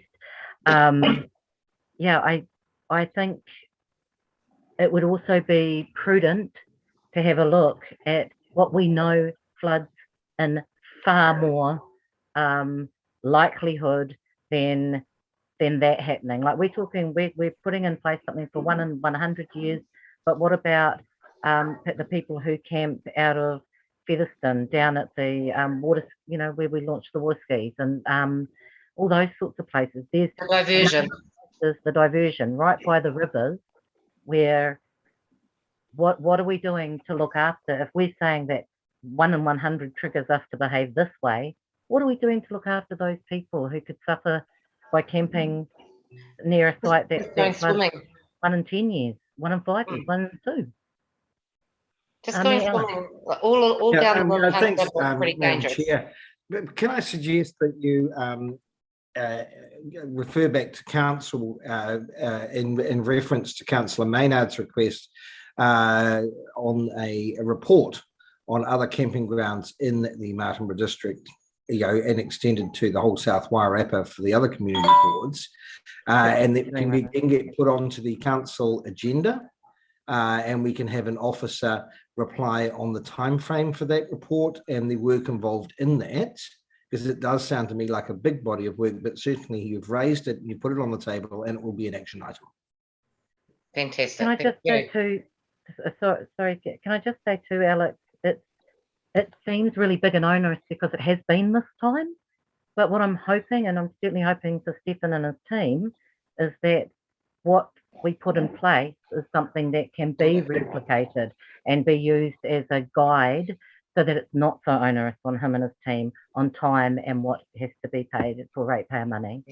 Yeah, but I hope me looking at it going, that is a large body of work, but yes, it should be done. And yes, we should be having DOC and regional council assist in doing that, especially if they own those campsites like Bucks Reserve and Lake Reserve, and etc. But let's get that on the council agenda as a governance item, that we can then get a report on, or ask the CEO to provide a report on the safety.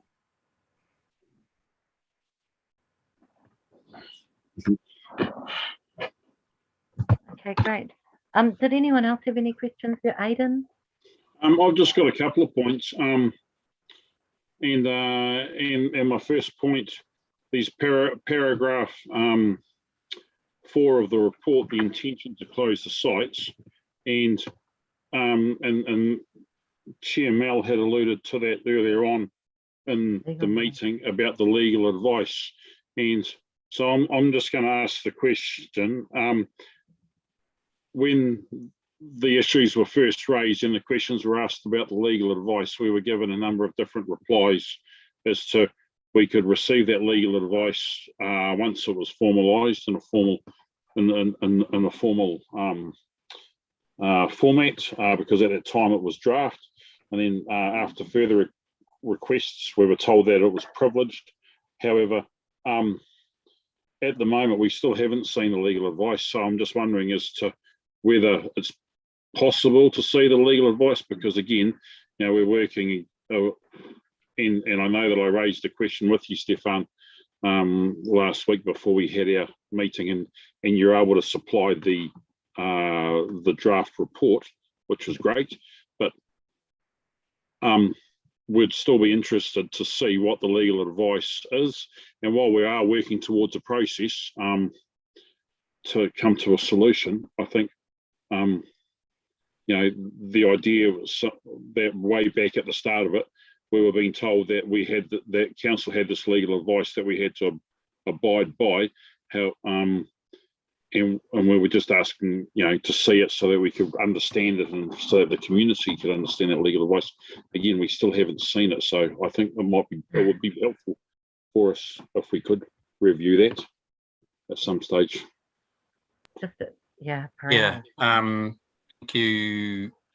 Thank you, Councillor. I can tell you what I know.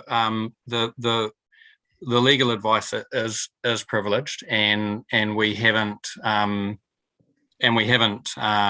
released it to anyone under the Lagoima provisions. I don't know how that applies to councillors, but I do know that it has been categorised as legally privileged information and hasn't been released.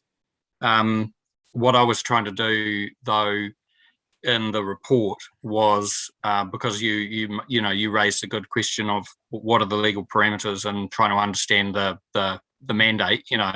So what I tried to do was include as much of the legal framework and legal advice that we were using in the report, so that was as well understood as it could be, but I'm afraid that's as far as I can take it with you tonight.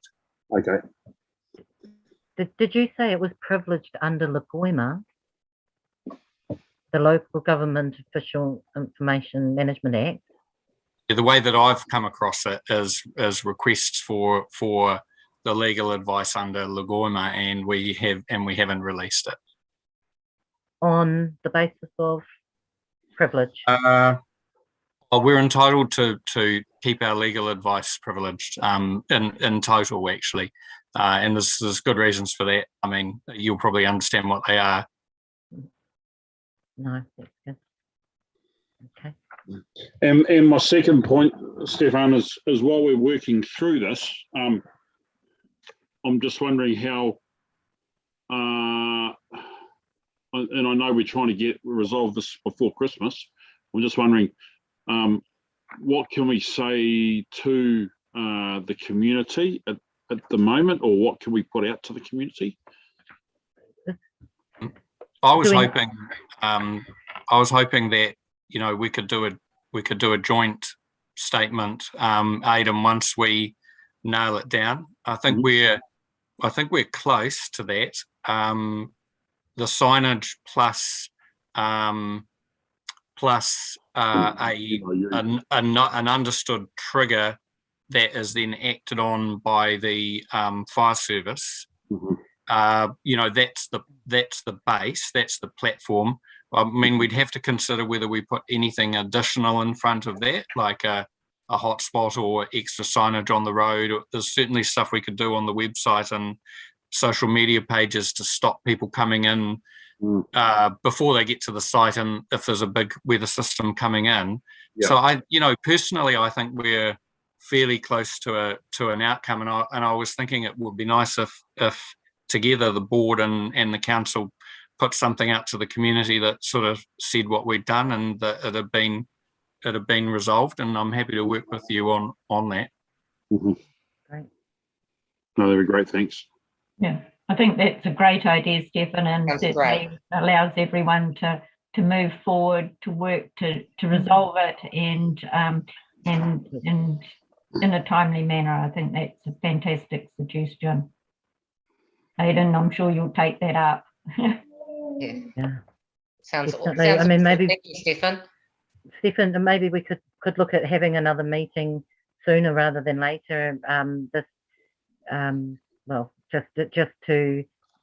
Once you have that little bit more information for us, so that way we can actually as well, I think, have a template, know that you've got a template moving forward, particularly if it is going to raise up all these other issues around potentially other campsites.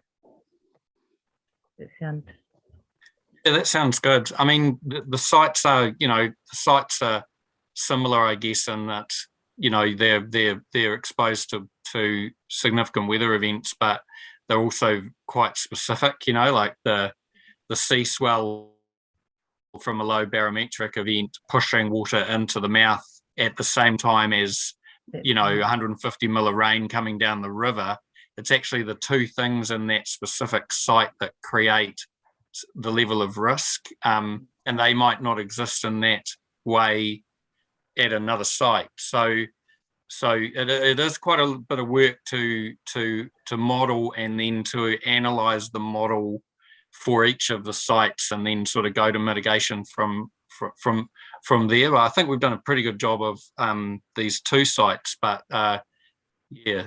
And the majority of the time as well, that mouth is open. So it's you know, like, which is one of the things that it would have to be closed for this to actually be a really, really crazy, you know, to get to that situation as well. That's one of the things that you said. So But, you know, in a way that is a little bit, that's quite heartening, because it's not normally closed. So yeah. Yeah, people say. The sandbanks, I should say, yeah. Okay. Great. Did anyone else have any questions or anything to add?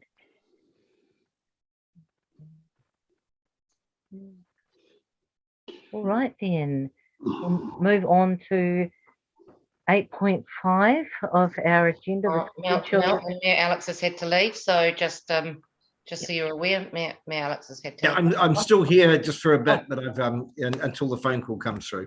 Oh, right. Okay, got Okay.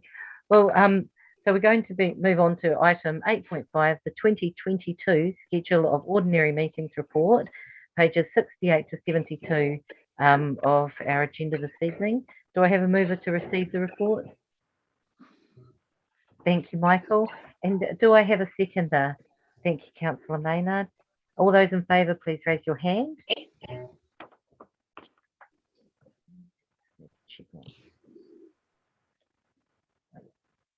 Cool. The motion is carried. Great. So can we now consider recommendations 2 and 3? Here we go. Recommendations 2 and 3, which are outlined in the schedule of ordinary meetings report. So recommendation 2 is to adopt a 2022 schedule of ordinary meetings for the Martinborough Community Board up to the 8th of October 2022. And recommendation 3, actually, yeah, I'm just going to split those out. So if we can just do recommendation 2, adopt a 2022 schedule of ordinary meetings for Martinborough Community Board up to the 8th of October 2022. Do I have a mover to accept these recommendations or this recommendation? Could I make a suggestion, Madam Chair, that you adopt the 22 schedule of ordinary 6 weekly meetings for the Martinborough Community Board, so it specifies that it is 6 weekly. Oh, yep, perfect. So, and I'm happy to move. Great. So, then can we, recommendation 2, adopt a 2022 schedule of ordinary meetings for Martinborough Community Board up to the 8th of October 2022 to be held every 6 weeks. Do I have a mover to accept this recommendation? Thank you, Nathan. Pam moved it. Oh, and, well, thank you, Pam. And do I have a seconder? Thank you, Nathan. All those in favour, please raise your hand. Great. The motion is carried. Now, recommendation 3 was to delegate to the Chief Executive the ability to alter the schedule of ordinary meetings in consultation with the Community Board Chair as required. I'd like to change the wording to that, just having, I guess, having been in this situation, I would like to make an alternate recommendation that we delegate to the Community Board Chair the ability to alter the schedule of ordinary meetings in consultation with the Community Board and the Chief Executive as required. Does anyone have any questions or concerns? Yeah, so Mel, yeah, with regards to that, it's because if there's conflict, if there's not the staff and things like that. So that's why the chief executive is able to then come and speak to you with regards to that. So that's why it's on the chief executive to work with you. So for example, if we weren't able to get someone to, I was going to say scribe because I'm from the 17th century. I see. Do you know what I mean? Katie is scribe. Tablets and Yeah, so that's why it is worded that way. Okay, no, that's perfect. That's good. So, and Councillor Colenso? I'd like to second what Pip has said, on the basis too that the chief executive has to advertise our meetings, whether they're ordinary or extraordinary, and so he has to have the ability and the time frame within that, because it has to be so many days before the meeting that that goes out for public notice. So I think you'll get what you want the way it is worded. Yeah. Yep. Okay. Nathan? Yeah. What I don't want to see is a scrambled schedule like we've had this year. We've had sort of we agreed on a 6 week cycle, and it's been far from 6 weeks. Yeah, I don't want the chief executive to have the power to go and blow meetings out like it's possibly what's happened this year. Yeah. So, Madam Chair, Appendix 1 outlines the 6 weekly schedule. In the report, it states that Council has recently adopted a 6 weekly schedule as well, and most of the community boards are following suit. So the schedule outlined, Nathan, in Appendix 1 for the Martinborough Community Board is on a 6 weekly schedule, and this is the schedule that you would be adopting. Right. So any adjustments then would have to be made in agreement before they would be cancelled or make changes to the meeting? I believe the recommendation is in consultation with the community board chair as required. Yeah. Can we make that an agreement with the community board chair as required rather than in consultation? Or is that just, am I just worried over semantics? Please help me. Someone. I think it. You are a little bit, Mel.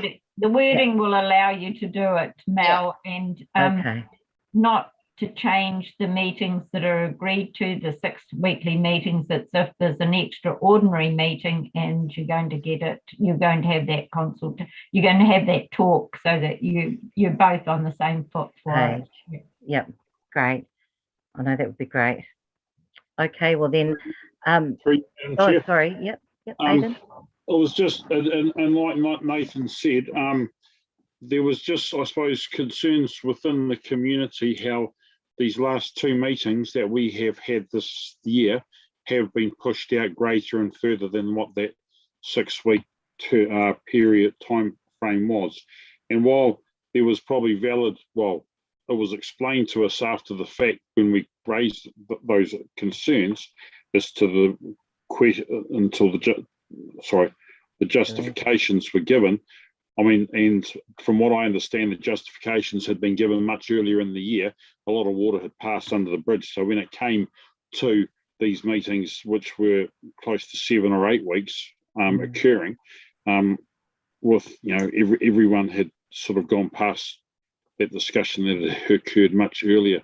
So yeah, I mean, if things are going to change, I think, you know, we need to, I mean, sure, it needs to changes. The meeting needs to be advertised, but also I think there needs to be greater communication. Can I make a recommendation then? Can we just say delegate to the chief executive the ability to alter the schedule of ordinary meetings in consultation with the community board chair and take out as required? Okay. Yep. I'm in agreement with that. Otherwise, because it appears from what I'm hearing is that there have been times where it has been altered and then advised, whereas Yeah. that will just stop it. So because we had adopted our schedule of meetings for 6 weeks, and then it went to the 8 weeks, and we were told we weren't in line and we missed out, and it's like you have to change, and so we just want to. It's okay. Well, yeah, if we change that wording and it is back to 6 weeks and everyone's is. Yep, we can see that on the schedule of meetings. Thank you very much for that, Councillor Maynard. Did anyone else have anything to add? Does it suit you, Alex? Mason? Okay, great. Awesome. All right, so can I now then make a recommendation for recommendation 3 to delegate to the Chief Executive the ability to alter the schedule of ordinary meetings in consultation with the Community Board Chair? Do I have a mover to accept these recommendations? Sorry. Thank you, Councillor Maynard. And do I have a seconder? No, thank you, Nathan. All those in favour, please raise your hand. Fantastic, the motion is carried. Can we now consider recommendation 4 outlined in the 2022 schedule of ordinary meetings, which is that recommendation 4 that we agree that the 2022 Martinborough Community Board meeting start time will be 6:30 p.m. Do I have a mover to accept this recommendation? Thank you, Councillor Maynard. And do I have a seconder? Thank you, Hayden. All those in favour, please raise your hand. Right, I'm getting there. So I'm just going through everybody. Okay, the motion is carried. Fantastic. So now we're moving on to and considering the chairperson's report. I'd like to thank Aidan very much for putting this chair report together, and thank you for all the work that you've been doing over these last few weeks. I really appreciate it. Do I have a mover that we receive the report, the chair report? Thank you, Nathan. And do I have a seconder? Thank you, Councillor Maynard. All those in favour, please raise your hand. All those against? Oh, the motion is carried, so there's no one against. Can I just add a quick apology to that topic 2 is not Martinborough District Road Safety. Topic 2 was Tora and Tiawaiti Campground. So can I just have one clarification, please, Katie? Can we just correct the fact that it says the MSC chairperson report down on the agenda on the as an appendix? So, well, that's in Stella. I don't know if that's how it's showing on the agenda, MSC, but so if it's correct on the agenda, don't worry about it. But just on Stella, it's showing as the MSC chair report. Oh, okay. Oh, no, in the agenda it's showing as the Martinborough Community Board Chairperson report. I can check that in Stellar for you, Councillor Maynard. Oh, okay, thank you. Yeah, just because I've just been to the Māori Standing Committee 2 days ago. Don't want to get them confused. Fair enough. Okay. Okay, Aidan, would you be able to tell us a little bit about, talk to us to the chair's report? So topic 1 was is rates. I've got here that the Martinborough Community Board would like to thank Council for organising a public rates meeting, which was held on the 11th of November here in Martinborough. In writing this, we hope that the councillors at their next meeting, which was on the 17th of November, consider the impact of the rates increases having on ratepayers in each ward and vote accordingly to reset the rates. Unfortunately, that has not occurred. No doubt at our meeting on the 25th of November, we'll be discussing decisions made by Council regarding the matter, and hopefully as a community we can all move forward. So that was topic 1 on rates. Right. And I've certainly had feedback from a number of members of our community after the public meeting. there is disappointment within the community that the issues and the concerns that were raised by ratepayers and residents have not been taken on board with regards to resetting of the rates. I've had one working couple within Martinborough tell me that while they're working, their wages have not increased. However, other costs, including rates, have increased, so they're considering where they could move to elsewhere in the country where the cost of living are lower. And a retired resident who's on the pension has also expressed concern that with his current rates, the way that the value that they are set at, he is or will be having to tap into his emergency saving account because the options for rates relief do not apply to him. And I think, we are an inclusive community in Martinborough here. It's just sad that the way that things are going, some of our community members feel that they have to, be in a position where they may have to leave. There's actually, I've had a lot of people come to me as well. A number of people who have spoken to me following the meeting. That was held, and but also a number of people who have basically said that this looks like it is an intentional shift away from the communities that actually have created these towns that other people have fallen in love with, so that it's going to create elitist communities which will no longer have any heart because they're not the people who are putting in the work in voluntary spaces that are being filled now. So obviously there definitely is that hurt is probably the best word from our ratepayers. That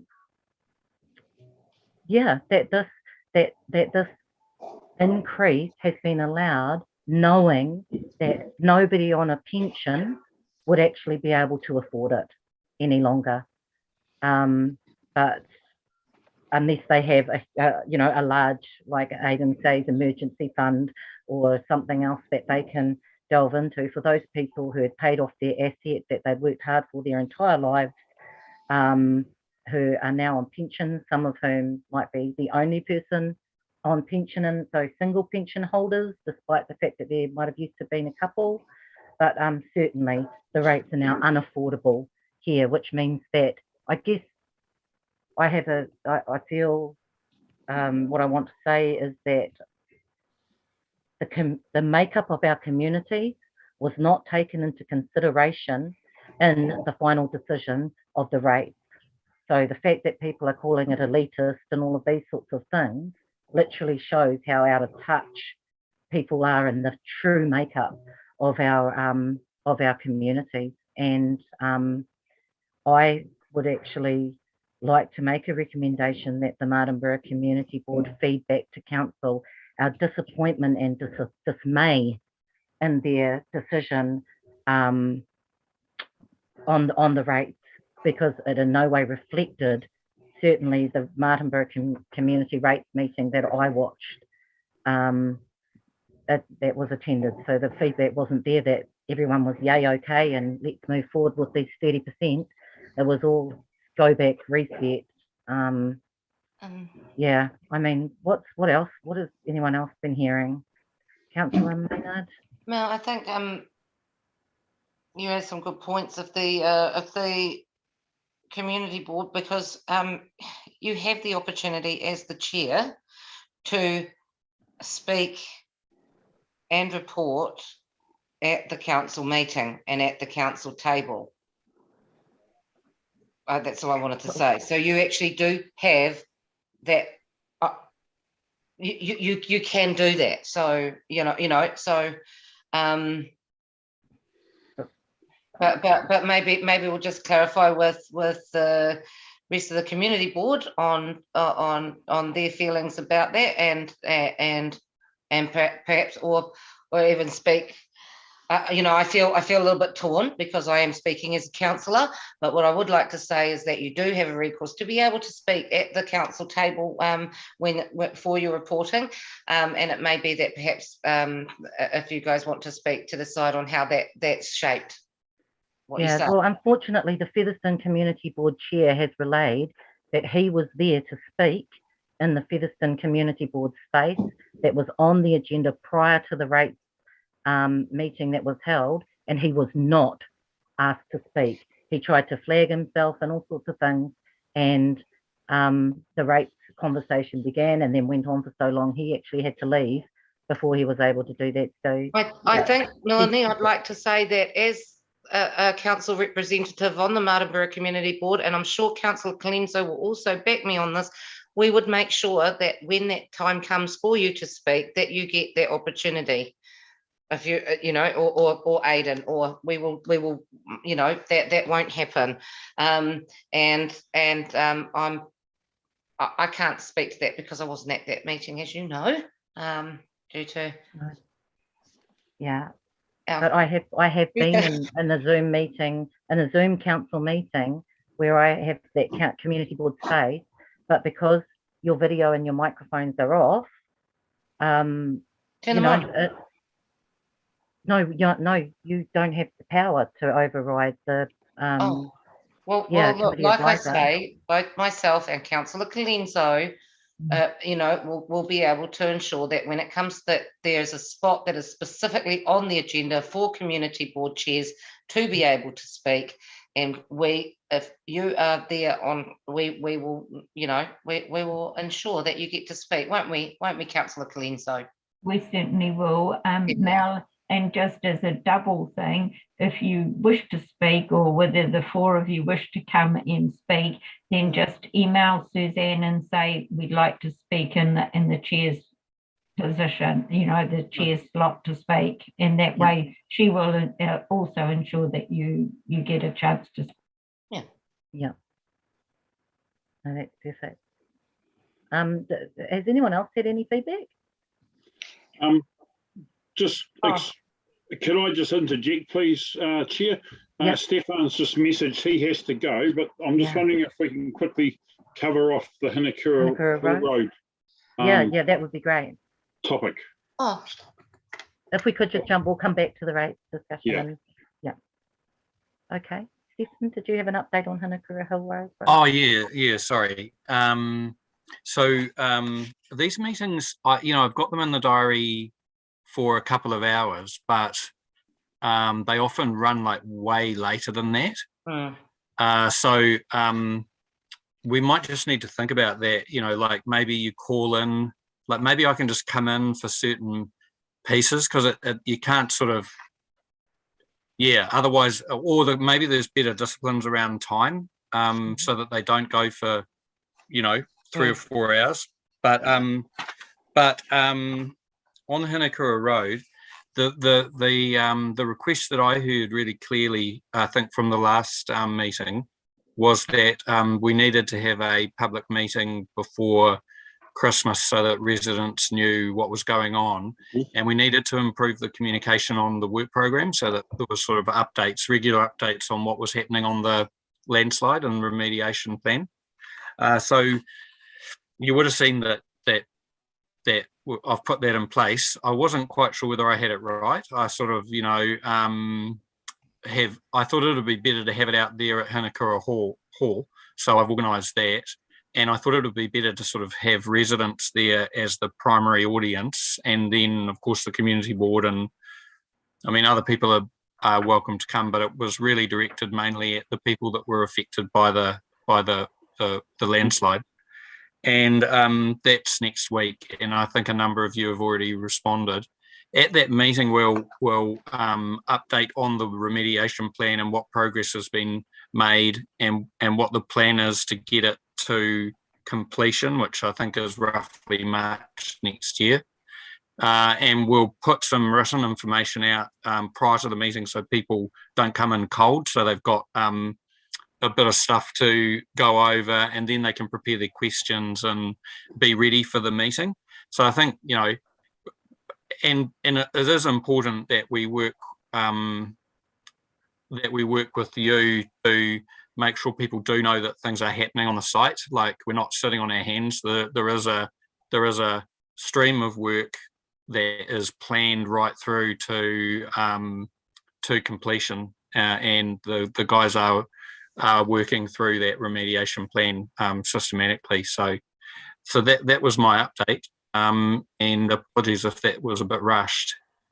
That's great to hear. Thanks for that, Stefan. It was just, I suppose I raised it because some of the community members out there had flagged it with us after they had read an article in the Martinborough Star saying that work was racing ahead out there, and then the locals came back to me and said, we haven't seen anything racing out there, and we're waiting to see something racing, but we're really, yeah. I mean, you can't see all of the work that's being done. Like for example, identifying places where you're going to plant the new trees once we've taken the old ones out. That's being done, but you can't see that. And desktop exercise.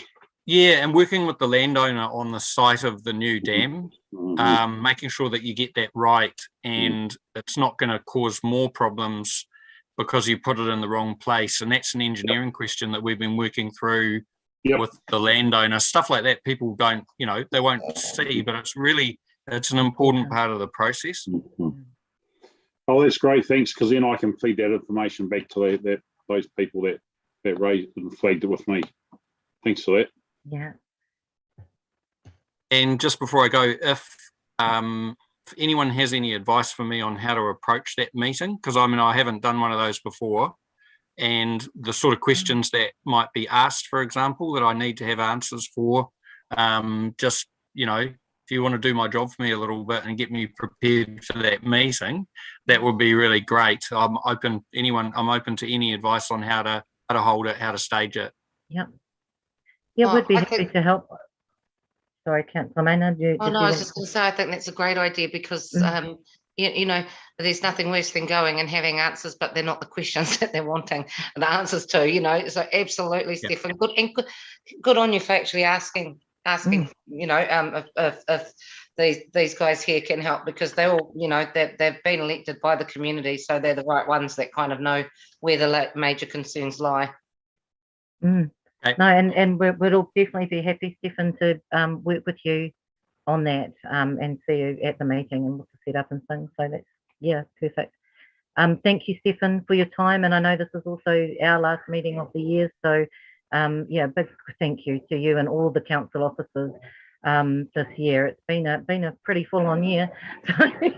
Yeah, we do appreciate it. And, thank you. Okay. Thank you. Kumari. Okay.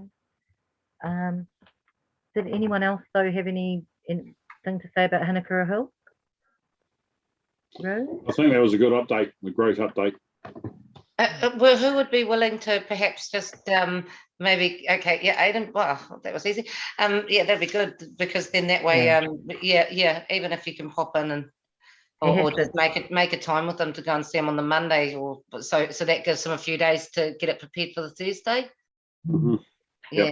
That'd be cool. Aidan, maybe go back over the submitters, what they actually were asking for when they submitted, because some of that mightn't have been answered yet. That might be of help too.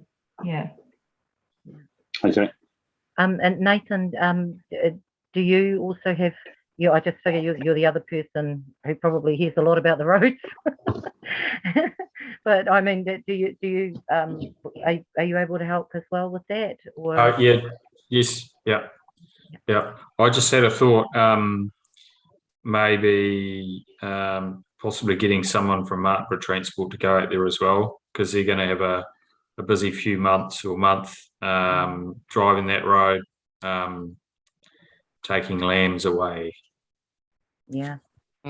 So I'll raise that with Stefan. Nathan, is the logging starting out that way as well this summer? I think a couple of years away for Kaikouri. I Okay. think there's a hell of a lot of logging happening out Stony Creek at the moment. Yeah, I know about that, but yeah, no, I was just wondering whether that was close enough at Hanakura, but that's good that it's a couple of years away. Yeah. Great. Now, I am very conscious of the time, but I just wanted to go back and just check, because I know I did all the talking, and I wondered, Nathan, if you'd also received any feedback from anyone about the rate. About the rates. Yeah, the rates reset, or no, the rate decision Yeah. that's been made. There's a lot of disappointment out there in the community. Yeah, it's like they think they haven't been heard. I thought the meeting, there was voice. It was quite good, but unfortunately, the ears weren't working. So yeah, a lot of people are hurting. Fixed incomes, and yeah, so I don't have a lot more to add, but yeah.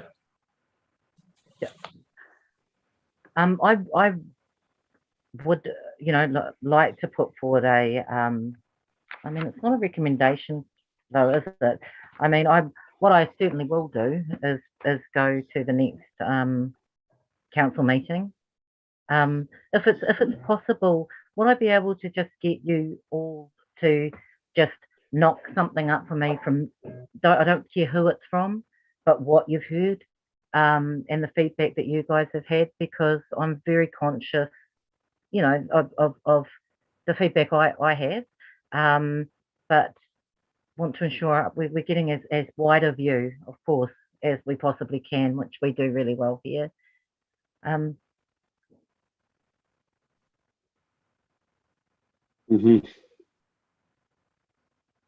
Yeah. So there's not another council meeting now until the full council meeting until early next year. Is that correct? No. Aidan, we have a council meeting on the 15th of December. Oh, thank God. Okay. Oh, no. Okay. So the 15th of December, the council, and it was the 1st of December was the financial vision risk, isn't it? Yes. Meeting. Okay. Yeah, I'll definitely be in attendance for those. So. God, this year's gone so fast. Yeah, I know. It didn't so much while we've been in it. No. Yeah.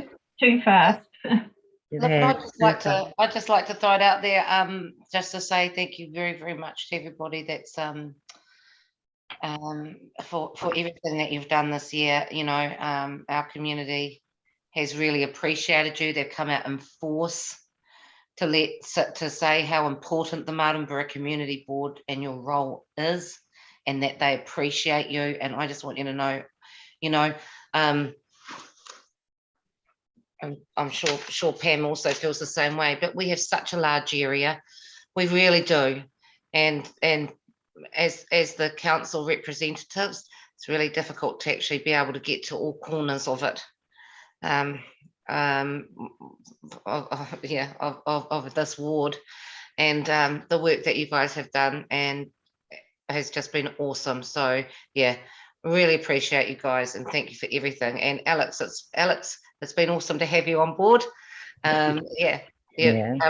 Your feedback on things like the pump track and that, there is actually a need to have someone that actually, can give us some feedback on some of the things that come to the Martinborough Community Board. So it's been awesome to meet you and to have you on board as well. So thank you.